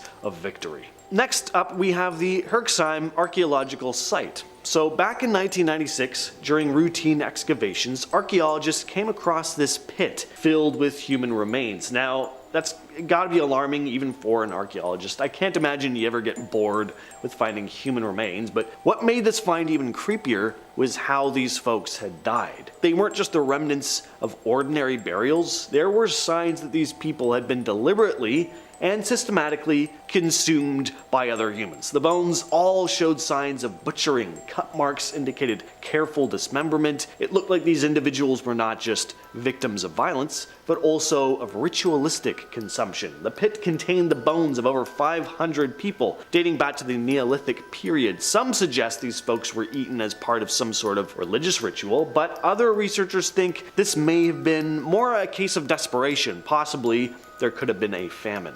Next up, we have Neanderthal markings. So the recent discovery of ancient cave markings thought to be made by Neanderthals is obviously pretty exciting. The markings were found on the walls of a cave in central France and are believed to be over 57,000 years old, which would make them the oldest of their kind. The cave was first stumbled upon in 1846 during some quarrying work. It wasn't until 1912 that the archaeological finds started cropping up though, with the discovery of animal bones and tools that had likely belonged to Neanderthals. The cave seemed to have been sealed off from the outside world around 57,000 years ago, which is a hefty chunk of time before modern humans even set foot in the region around 42,000 years ago. So it's a solid bet that the finger marks on the walls were the handiwork of Neanderthals. So what are these markings exactly? They're a series of wavy lines, dots, and faint striations, and it's believed that Neanderthals created these engravings by sweeping and pressing their fingers across a thin line of film on the limestone walls. The height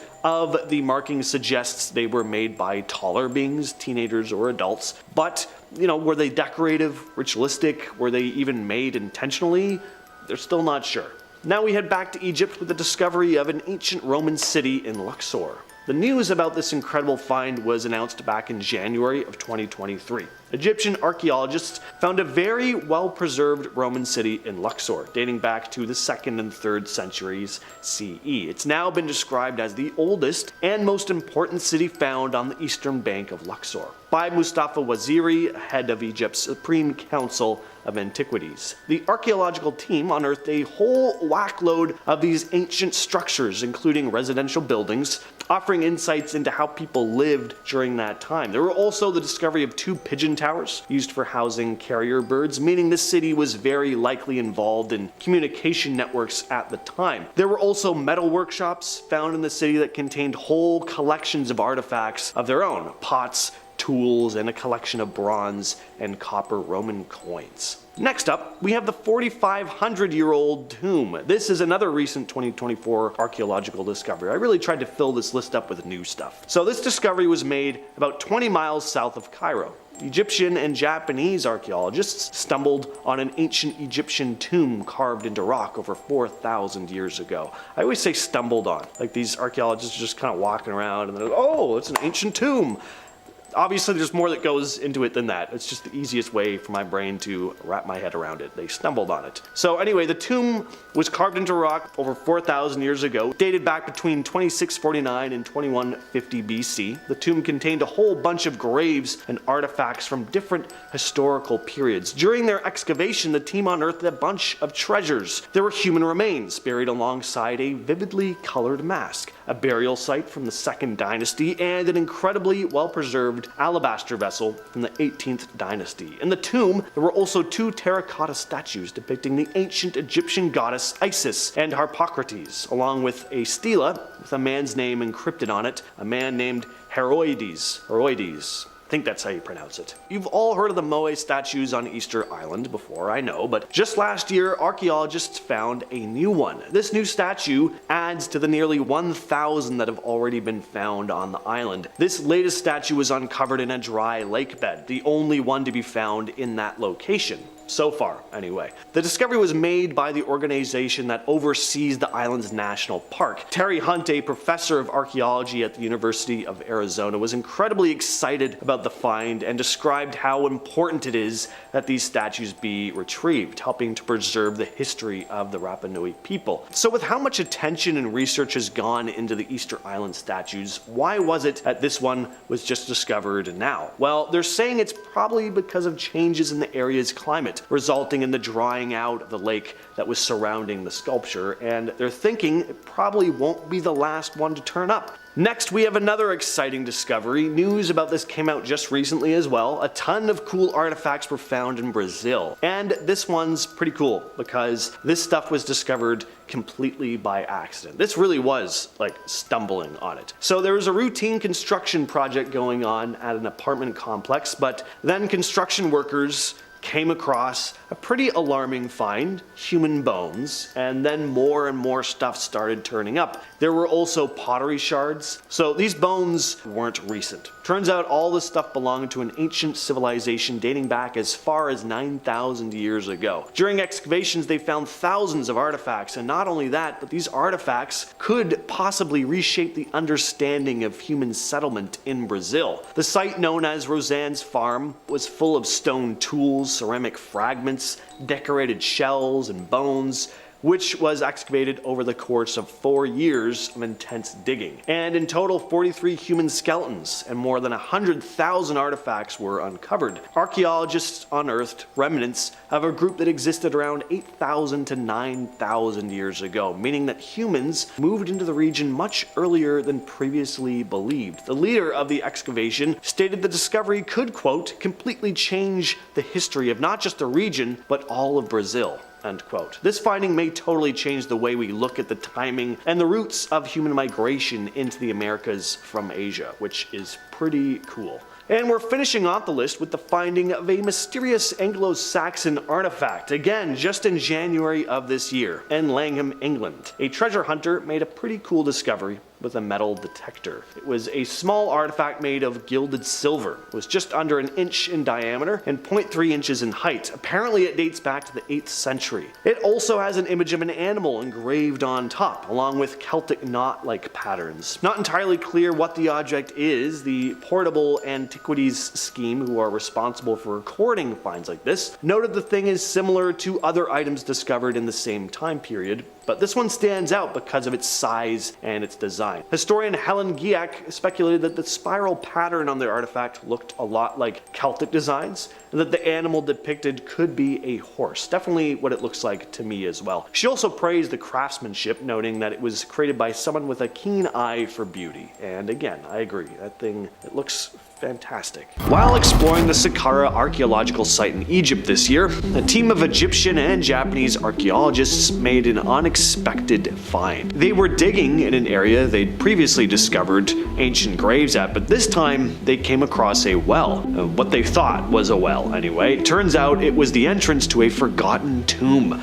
The well was actually a vertical shaft leading down to a burial chamber, and as they kept digging, they uncovered 4 tombs, some made of mud bricks, others carved right into the rock. The tombs date back more than 4,600 years to ancient Egypt. The team also found 10 more burials from 3,200 years ago, showing that Saqqara was used as a cemetery for well over 1,000 years. They also worked on cleaning a Greco-Roman catacomb, where they found mummified remains, ancient artifacts like ceramics, bird cages, and drinking glasses.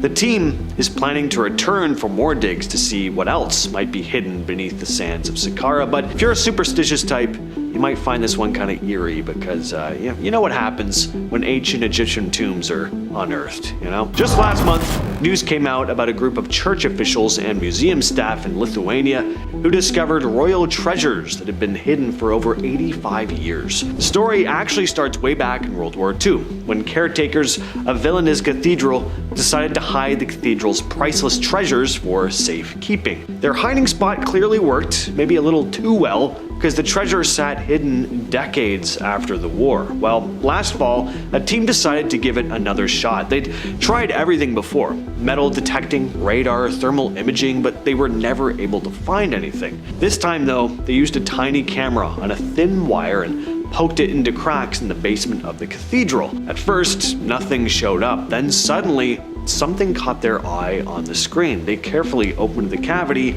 and there it was, the long-lost treasure. All they needed to do is stick a camera on a little wire. All that other stuff was so high-tech. Then this worked. I love that. Among the finds were royal burial items, some more than 450 years old. The treasure included 3 crowns, a scepter, an orb, jewelry, silver plaques, and a medallion. One of the crowns belonged to Alexander Jagiellon, the Grand Duke of Lithuania and King of Poland, who died in 1506, and 2 others belonged to the wives of King Sigismund II Augustus, who passed away in 1572. News of this story has been making the rounds recently. Archaeologists working in Italy discovered this long-lost Roman town hidden beneath farmland. And incredible. The site in the Lazio region dates back to around the 1st century BCE, and it's pretty well preserved. Researchers found entire buildings, including homes and workshops, with walls still standing and even some floor mosaics intact. And then there were the artifacts. You got pottery, coins, and tools. The town was a busy spot for trade. It was probably connected to a bunch of other Roman towns, all working together to supply bigger cities like Rome with what they needed. The find could help scholars understand how smaller towns in the Roman Empire functioned and interacted with one another. We've uncovered a lot about more famous cities like Rome and Pompeii, so discovering more about a smaller, lesser-known town like this is pretty cool. Researchers have recently deciphered these ancient Babylonian tablets, more than 2,500 years old, that mention lunar eclipses as omens. To these ancient people, an eclipse was seen as an ominous sign, often bad news for the kingdom. One tablet specifically mentions a lunar eclipse as a warning that the king could be in danger, or that disaster might befall the kingdom. They believed the moon had an influence on world events, from the fate of kings to outcomes of wars, which isn't all that surprising. I mean, imagine looking up at the sky 2,500 years ago and seeing a big shadow swallow the moon. I mean, what are you supposed to think? That good things are about to happen? The tablets were written in cuneiform script, the oldest known form of writing, and not easy to decipher. But it's clear that the Babylonians knew a lot about astronomy, even though their interpretation of it was a bit off. In 2025, archaeologists in Peru discovered this hidden network of ancient Inca tunnels beneath the ground. These tunnels were used for water management and transportation, and they'd been surprisingly well preserved over the centuries. What's so important about this find is that it shows just how skilled the Inca were at engineering in a tough environment. Without modern tools, they dug these tunnels to direct water through the mountains, helping to irrigate crops during dry seasons. Some of the tunnels also worked as roads, allowing people and goods to move across the rough terrain. The Inca are already famous for their impressive structures like Machu Picchu. These tunnels are revealing another side to them. They were able to manage water and create infrastructure that kept their empire running smoothly, even in some of the most difficult conditions. In Germany, archaeologists digging in the Steinacker region discovered way more than they were expecting. Originally, they'd been setting out to find a rumored Roman estate, but instead, they discovered ruins of a Roman highway stretching over 1/4 of a mile and a village with several buildings and artifacts. The road likely connected to 2 Roman forts about 6 miles apart. In terms of artifacts, they found fragments of wall paintings, found coins, a stone statue. The statue, identified as Mercury, the god of traders and merchants. Archaeologists believe the statue came from a temple dedicated to Mercury, showing just how important he was to the Romans, especially those involved in trade, of course. The village would have been a rest stop, craft center, a small trading post that probably popped up around 100 CE and was abandoned by 300 CE. The Nazca lines have been talked about to death, but today we have an update for you. Recently, hundreds of new geoglyphs in the desert of southern Peru have been found with the help of artificial intelligence. There you go, it is good for some things. Researchers using AI to analyze satellite images discovered 303 additional geoglyphs in just 6 months. These include detailed depictions of animals like llamas and orcas holding weapons, more on that later, along with more human-like figures. Some of these things are over 2,000 years old, created by the Nazca people, who lived between 200 BCE and 600 CE. They're famous for their massive drawings etched into the desert floor, which could only have been fully appreciated from the air, which makes them very mysterious. So the AI model was key in this discovery. As lead author Masato Sakai explained, the quote, traditional method of study was slow and carried the risk of overlooking some of them. The AI, on the other hand, found faint lines 20 times faster than humans could. Now they were able to map out the distribution of the geoglyphs a lot more efficiently, to say the least. Some of these new figures are smaller, but even older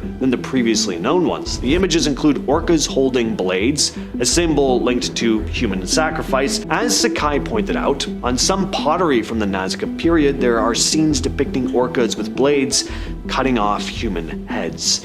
Now, we're still not sure what the purpose of the Nazca lines was, but it seems like they would have held some spiritual significance. This year, archaeologists working in Pompeii discovered something pretty cool, a private spa complex, no longer operational of course, but it is helping to show us how the city's wealthy lived before Mount Vesuvius erupted and buried everyone in mounds of boiling hot lava. How's that for a hot tub?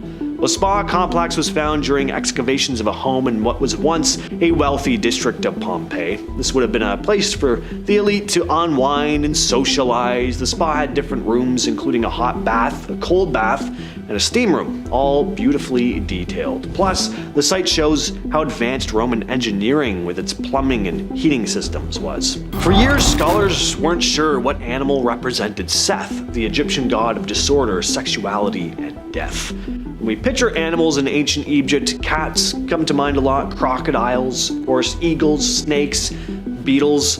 These animals were often used to represent various gods and goddesses, but Seth's unusual form in ancient art was a strange creature with this long snout, pointy ears, and a tail.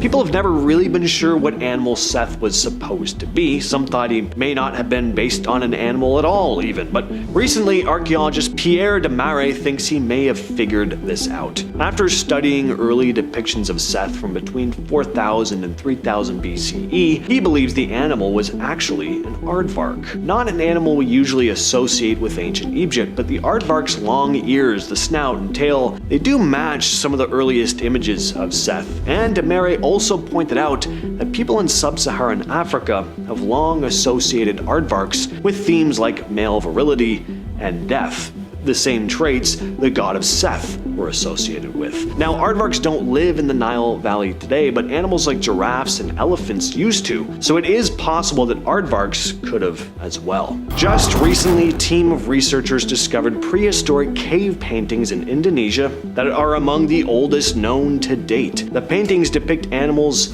and human figures, important evidence of early human art in Southeast Asia. The cave paintings, which are estimated to be over 45,000 years old, give us a glimpse into the lives of our prehistoric ancestors. The artwork includes animals like pigs and buffalo, and human figures performing what look like rituals and hunting scenes. It's pretty amazing, because it shows that early humans in Southeast Asia were creating sophisticated art long before the rise of major civilizations. At one time, the Vinca civilization was one of the largest prehistoric cultures in Europe. They were around for about 1500 years. From about 5500 BCE to 4000 BC. They were in parts of what is now Serbia and Romania. The civilization is named after the village of Vinca and the Danube River, where some of the biggest archaeological discoveries were made in the 20th century. The Vinca people had advanced metalworking skills, especially when it came to copper. They excavated the earliest known mine in Europe, and they actually may have been the first civilization in the world to work with copper. These people didn't have a fully developed writing system, but archaeologists have found examples of proto-writing, symbols and marks that don't form a language necessarily, but may have been used as a kind of early form of communication. Their society was also quite organized. Their homes were carefully planned with designated areas for waste disposal. They've also found children's toys during excavations like animal figures and rattles. The Zapotec civilization, ever heard of them? They're usually overshadowed by the more famous Aztecs and Maya, but they were one of the earliest cultures in Mesoamerica. They were pioneers when it came to agriculture and developed one of the first writing systems in the region. Their biggest city was Monte Alban, built around the 5th century BCE. It was around for around 1200 years, and at its peak housed around 25,000 people. The ruling class was made up of priests, warriors, and artists overseeing the lower classes, and they subjugated nearby areas, assimilating them into their civilization. What caused their decline? It's not entirely clear. Monte Alban was mostly left intact when the civilization began to fade, so it doesn't seem like there was a catastrophic event that caused the downfall. Could have been economic trouble, which caused people to up and look for work in other places. Eventually, the remaining groups split up into other city-states, which started to compete against each other, which led to the end of their culture altogether. The Hittites. These were an ancient Anatolian civilization that came about around the 2nd millennium BCE in what is now modern-day Turkey. They formed a powerful empire, reaching their peak in the mid-14th century BCE under a king named Suppiluliuma I. At the time, they controlled a large territory that included much of Anatolia and parts of northern Syria. For centuries, the Hittites were only known about through references in other cultures, mainly because their civilization had collapsed by the end of the 12th century BCE. The remnants of their empire was lost to time, and it wasn't until the 19th century that physical evidence of them was rediscovered. In 1834, a French scholar by the name of Charles Texier found what would later be known as the Hittite ruins. At the time, he didn't recognize how significant they were. In the late 1800s, though, archaeological findings at sites like Kultepe revealed trade records mentioning the land of Hatti. Then in 1906, archaeologist Hugo Winkler uncovered over 10,000 clay tablets inscribed in cuneiform, one of the oldest known forms of writing. And these tablets revealed tons of stuff about the Hittite Empire and how it was governed, their culture, and their language. The Nabateans were an Arab civilization that lived in northern Arabia and the southern Levant. Their most famous city, Petra, is in modern-day Jordan and was a major trading hub that connected a number of trade routes across the region. The Nabateans lived between the 4th and 2nd centuries BCE and built a kingdom centered around trade, becoming pretty wealthy and influential. They were very independent, able to fend off several attempts by empires, including the Romans, to control them, but in 106 CE, Emperor Trajan annexed their kingdom into the Roman Empire. The Nabateans still managed to preserve a large part of their culture though, which included finely crafted ceramics and very distinctive architecture, like the rock-cut buildings found in Petra. Their history dates back to at least 312 BCE, when they were first mentioned in battle reports. As they expanded, they gained control over key territories, including Damascus. Petra became quite the city, home to around 20,000 people at its height. Over time, the Nabateans adopted Greek as the dominant language, and by the 5th century, many of them had converted to Christianity. The civilization's decline began with the rise of new Arab groups, and eventually, the Nabatean culture dissipated.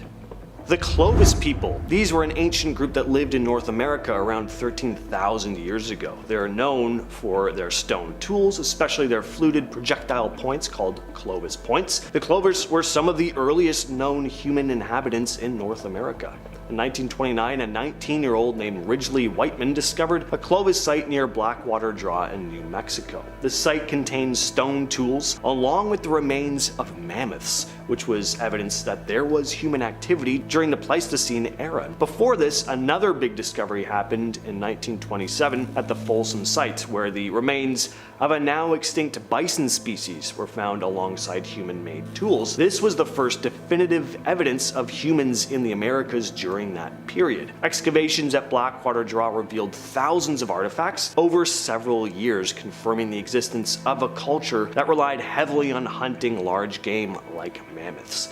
The Clovis people were highly mobile hunter-gatherers, but their culture didn't last forever. As the megafauna began to dwindle, so did the way of life for the Clovis people. That, along with the extinction of mammoths, which they may have relied heavily on for food. Çatalhöyük is a Neolithic settlement in Turkey that dates back around 7500 BC. It was rediscovered in the late 50s by James Mallard, who found these layers of buildings. Excavations showed that the settlement consisted of tightly packed mud brick houses, and there were no streets. So how did the people get around? Well, they moved around on the rooftops. Suffice to say, the architecture is fascinating and incredibly unique. Houses were accessed through holes in the ceiling, and there were no clear public buildings. They also found a ton of artifacts, from everyday tools to murals depicting hunting scenes and even human figures. People also buried their dead underneath their homes, and I briefly mentioned this before, but another really cool thing about this society was that there were no grand buildings or signs of a ruling class at all. It seems like social status was relatively equal among everyone. The people at Çatalhöyük were also into agriculture, growing grains like wheat and barley, while also hunting and gathering. The Olmecs were one of the earliest and most influential civilizations in Mesoamerica. They started to form around 1400 to 1200 BCE, but more recent discoveries may push them back even further, to about 16 to 15 BCE, thanks to findings at a site called El Manati. The Olmecs are believed to have evolved from early farming cultures in the Tabasco region dating back as far as 5100 BCE. Their first major center was San Lorenzo. Tenochtitlan, the region's fertile land, and the Coatzacoalcos River helped support a pretty sizable population, leading to the rise of an elite class that demanded fancier goods. And the elites traded for materials like jade and obsidian found in far-off places, which means they had a trade network across Mesoamerica.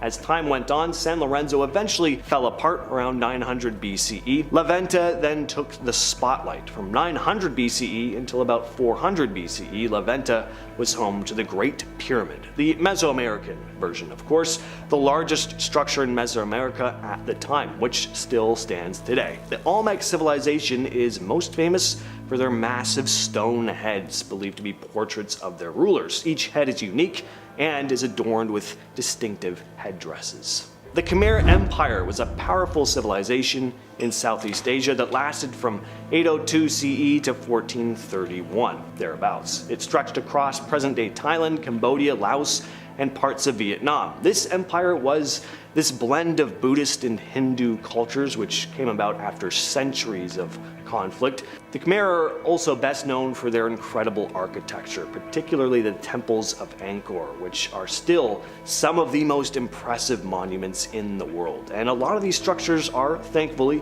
still in remarkably good condition to this day. But like a lot of great civilizations, the Khmer Empire eventually began to decline. As for why? Well, one possibility is that the migration of Thai people slowly encroached on Khmer territory, similar to how Germanic tribes moved into the Roman Empire. This gradual takeover may have weakened the Khmer's political influence over time. Others think that constant warfare is what did them in. Another theory is that there could have been changes in the climate that messed with their agriculture. If rainfall patterns changed, the Khmer might have struggled to maintain their farms, and mass amounts of people would have had to leave. The Nabta Playa people lived in southern Egypt around 6,000 to 11,000 years ago. They were primarily nomadic, moving around in search of food and water. Eventually, some members began to settle in the area, forming a more permanent civilization. As the climate started drying out, the region transformed into a desert, which would have sucked for them, but it did help preserve a lot of the artifacts that they left behind. One of the most famous things they left behind is the stone circle of Nabta Playa, which is the oldest known astronomical site on Earth. But along with marking the seasons, archaeologists have discovered animal remains in underground chambers, meaning that rituals may have taken place here as well. Like the other ancient civilizations on this list, the Nabta Playa people eventually disappeared. Climate change played a major role in their decline, pushing them to migrate and adapt elsewhere. And finally, the Minoan civilization lived on the Greek island of Crete from around 3000 to 1000 BC. They were a distinct culture recognized as the early ancestors of later ancient Greek society. The Minoans had pretty interesting religious lives, which included animal sacrifices, big festivals, and a number of cults celebrating nature and fertility. Egyptian hieroglyphs reference the Minoans, and from this we can determine they were active traders. They were also skilled in arts, coming up with beautiful pottery and intricate frescoes, but their civilization fell away, and one theory is that it was thanks to a volcanic eruption in the nearby Santorini Islands, which could have unleashed all these devastating tsunamis and ash clouds. Another theory comes from the Greek historian Herodotus, who thought that plagues and diseases might have been the cause. But like most of the ancient civilizations on this list, we don't know exactly how they disappeared. Up first is Utsi. Utsi is a Neolithic mummy, a natural mummy, so called because his embalming process was not intentional. It was the arid and cold weather of the extreme altitude of the Tyrolean mountains where he passed which was responsible for this mummification, and it was so complete that he was preserved as he fell for more than 5,000 years. Due to this exquisite level of preservation, there are numerous fascinating details that were discovered. Utsi, for example, was covered in tattoos, but these these were found to be medicinal tattoos, hash lines and marks made over old injuries, the pain of the tattoo helping to mask the pain of the injury. Ötzi was about 45 when he passed, having lived a hard life and already grizzled by the hard world he lived in, and he carried numerous fascinating artifacts which eventually helped us unravel the mystery of his passing. Thanks to the analysis of his stomach contents and the pollen therein, we've been able to map out his path through the elevation of the mountains. It seems that Ötzi was actually driven into the mountains, forced to flee for his life. He had eaten 2 and 8 hours before his passing, and had eaten the meals at different altitudes, showing that he was forced to continue marching through the mountains. We now know that he initially descended into the valley, worked on his tools, and was there accosted. He suffered a defensive wound to the palm of his hand as he tried to block the blade of a stone implement, managing to escape his pursuers, and then worked on repairing his arrows. Then something happened which drove him even farther into the mountains. Likely as he fled for his life, he would be hit in the back with a stone-tipped arrow at high altitude, which eventually ended his life. But Ötzi wasn't robbed. He had a very valuable and very rare copper adze with him, and yet none of his belongings, even the fine tools, were taken. This likely means that whoever ended him knew him, wanted to do him harm, and chased him into the Tyrolean mountains with the pure intention of ending his life. But why? To this day, the mystery slowly unravels as we make greater discoveries about the life of Neolithic humans in southern Europe. Next is the Rosetta Stone. Perhaps the single most critical and influential discovery in the history of Egyptology, the Rosetta Stone was the key which unlocked the Egyptian written languages, allowing researchers to finally translate hieroglyphics and Demotic script. The Rosetta Stone is one of numerous stones carved on the command of King Ptolemy V, containing a decree which established a divine cult of their leader, worshipping the young king as a new god. But the decree itself has taken a backseat in terms of the influence and importance of the way in which the decree was carved. The stele is comprised of 3 large paragraphs, each saying the same concepts and words but in slightly different translations. The fact that the same message was written almost word for word in 3 different languages on the same stone allowed researchers to use their knowledge of ancient Greek to then translate the Egyptian languages left behind. This opened up the possibility for researchers to actually understand the vast amounts of writing all around the ancient Egyptian empire. It was so critical to our understanding of the ancient Egyptian language that to this day, the phrase Rosetta Stone means anything which unlocks a significant discovery or paradigm shift. The discoveries of the great necropolis of Saqqara and numerous other sites would mean far less if we didn't know how to translate the writings that surrounded them. Next is Pompeii. Pompeii is especially notable because it offers a rare opportunity for researchers to examine an immediately preserved snapshot of Roman life. The city was buried by the eruption of Mount Vesuvius in 79 AD, which destroyed the city in a single afternoon, buried under toxic ash and rock. While horrifying, this had the beneficial effect, for us today at least, of instantly encasing the entire city, preserving it as it was with no influence from the rest of history. This is an unparalleled level of access and accuracy through a window into the past. Very few sites have this level of in situ importance. Hundreds of entombed Romans have been recovered, many in heartbreaking positions which serve to remind us that these were all people, just like you or me, and while the ash fell, they held their loved ones, prayed, tried to hide, and in some cases tried to get in a little bit of fun before their world ended. It's considered to this day to be one of the best sources of knowledge and information on the daily life of a Roman citizen within the empire. Next is Sutton Hoo. Sutton Hoo was one of the first and most complete discoveries coming from medieval England ever discovered, especially in 1937 when it was initially uncovered. The site consists of 2 large burial mounds from the Anglo-Saxon period, each of which is a ship burial, where a large warship was dragged ashore and filled with graved goods and the deceased before it was then buried under a mountain of dirt. This dirt burial allowed these sites to remain untouched for 1,300 years, preserving their contents shockingly well. Inside were numerous fascinating and highly ornate artifacts, many of which were made of finely worked gold and other precious metals and stones. This exquisite find of hundreds of artifacts and almost entirely preserved ships was actually discovered by an amateur archaeologist, Basil Brown, who did an exceptional job of excavating and preserving the site until it was taken over by professional archaeologists from nearby universities. To this day, excavation continues as more and more details about the East Anglian Anglo-Saxons and their time in Britain is revealed.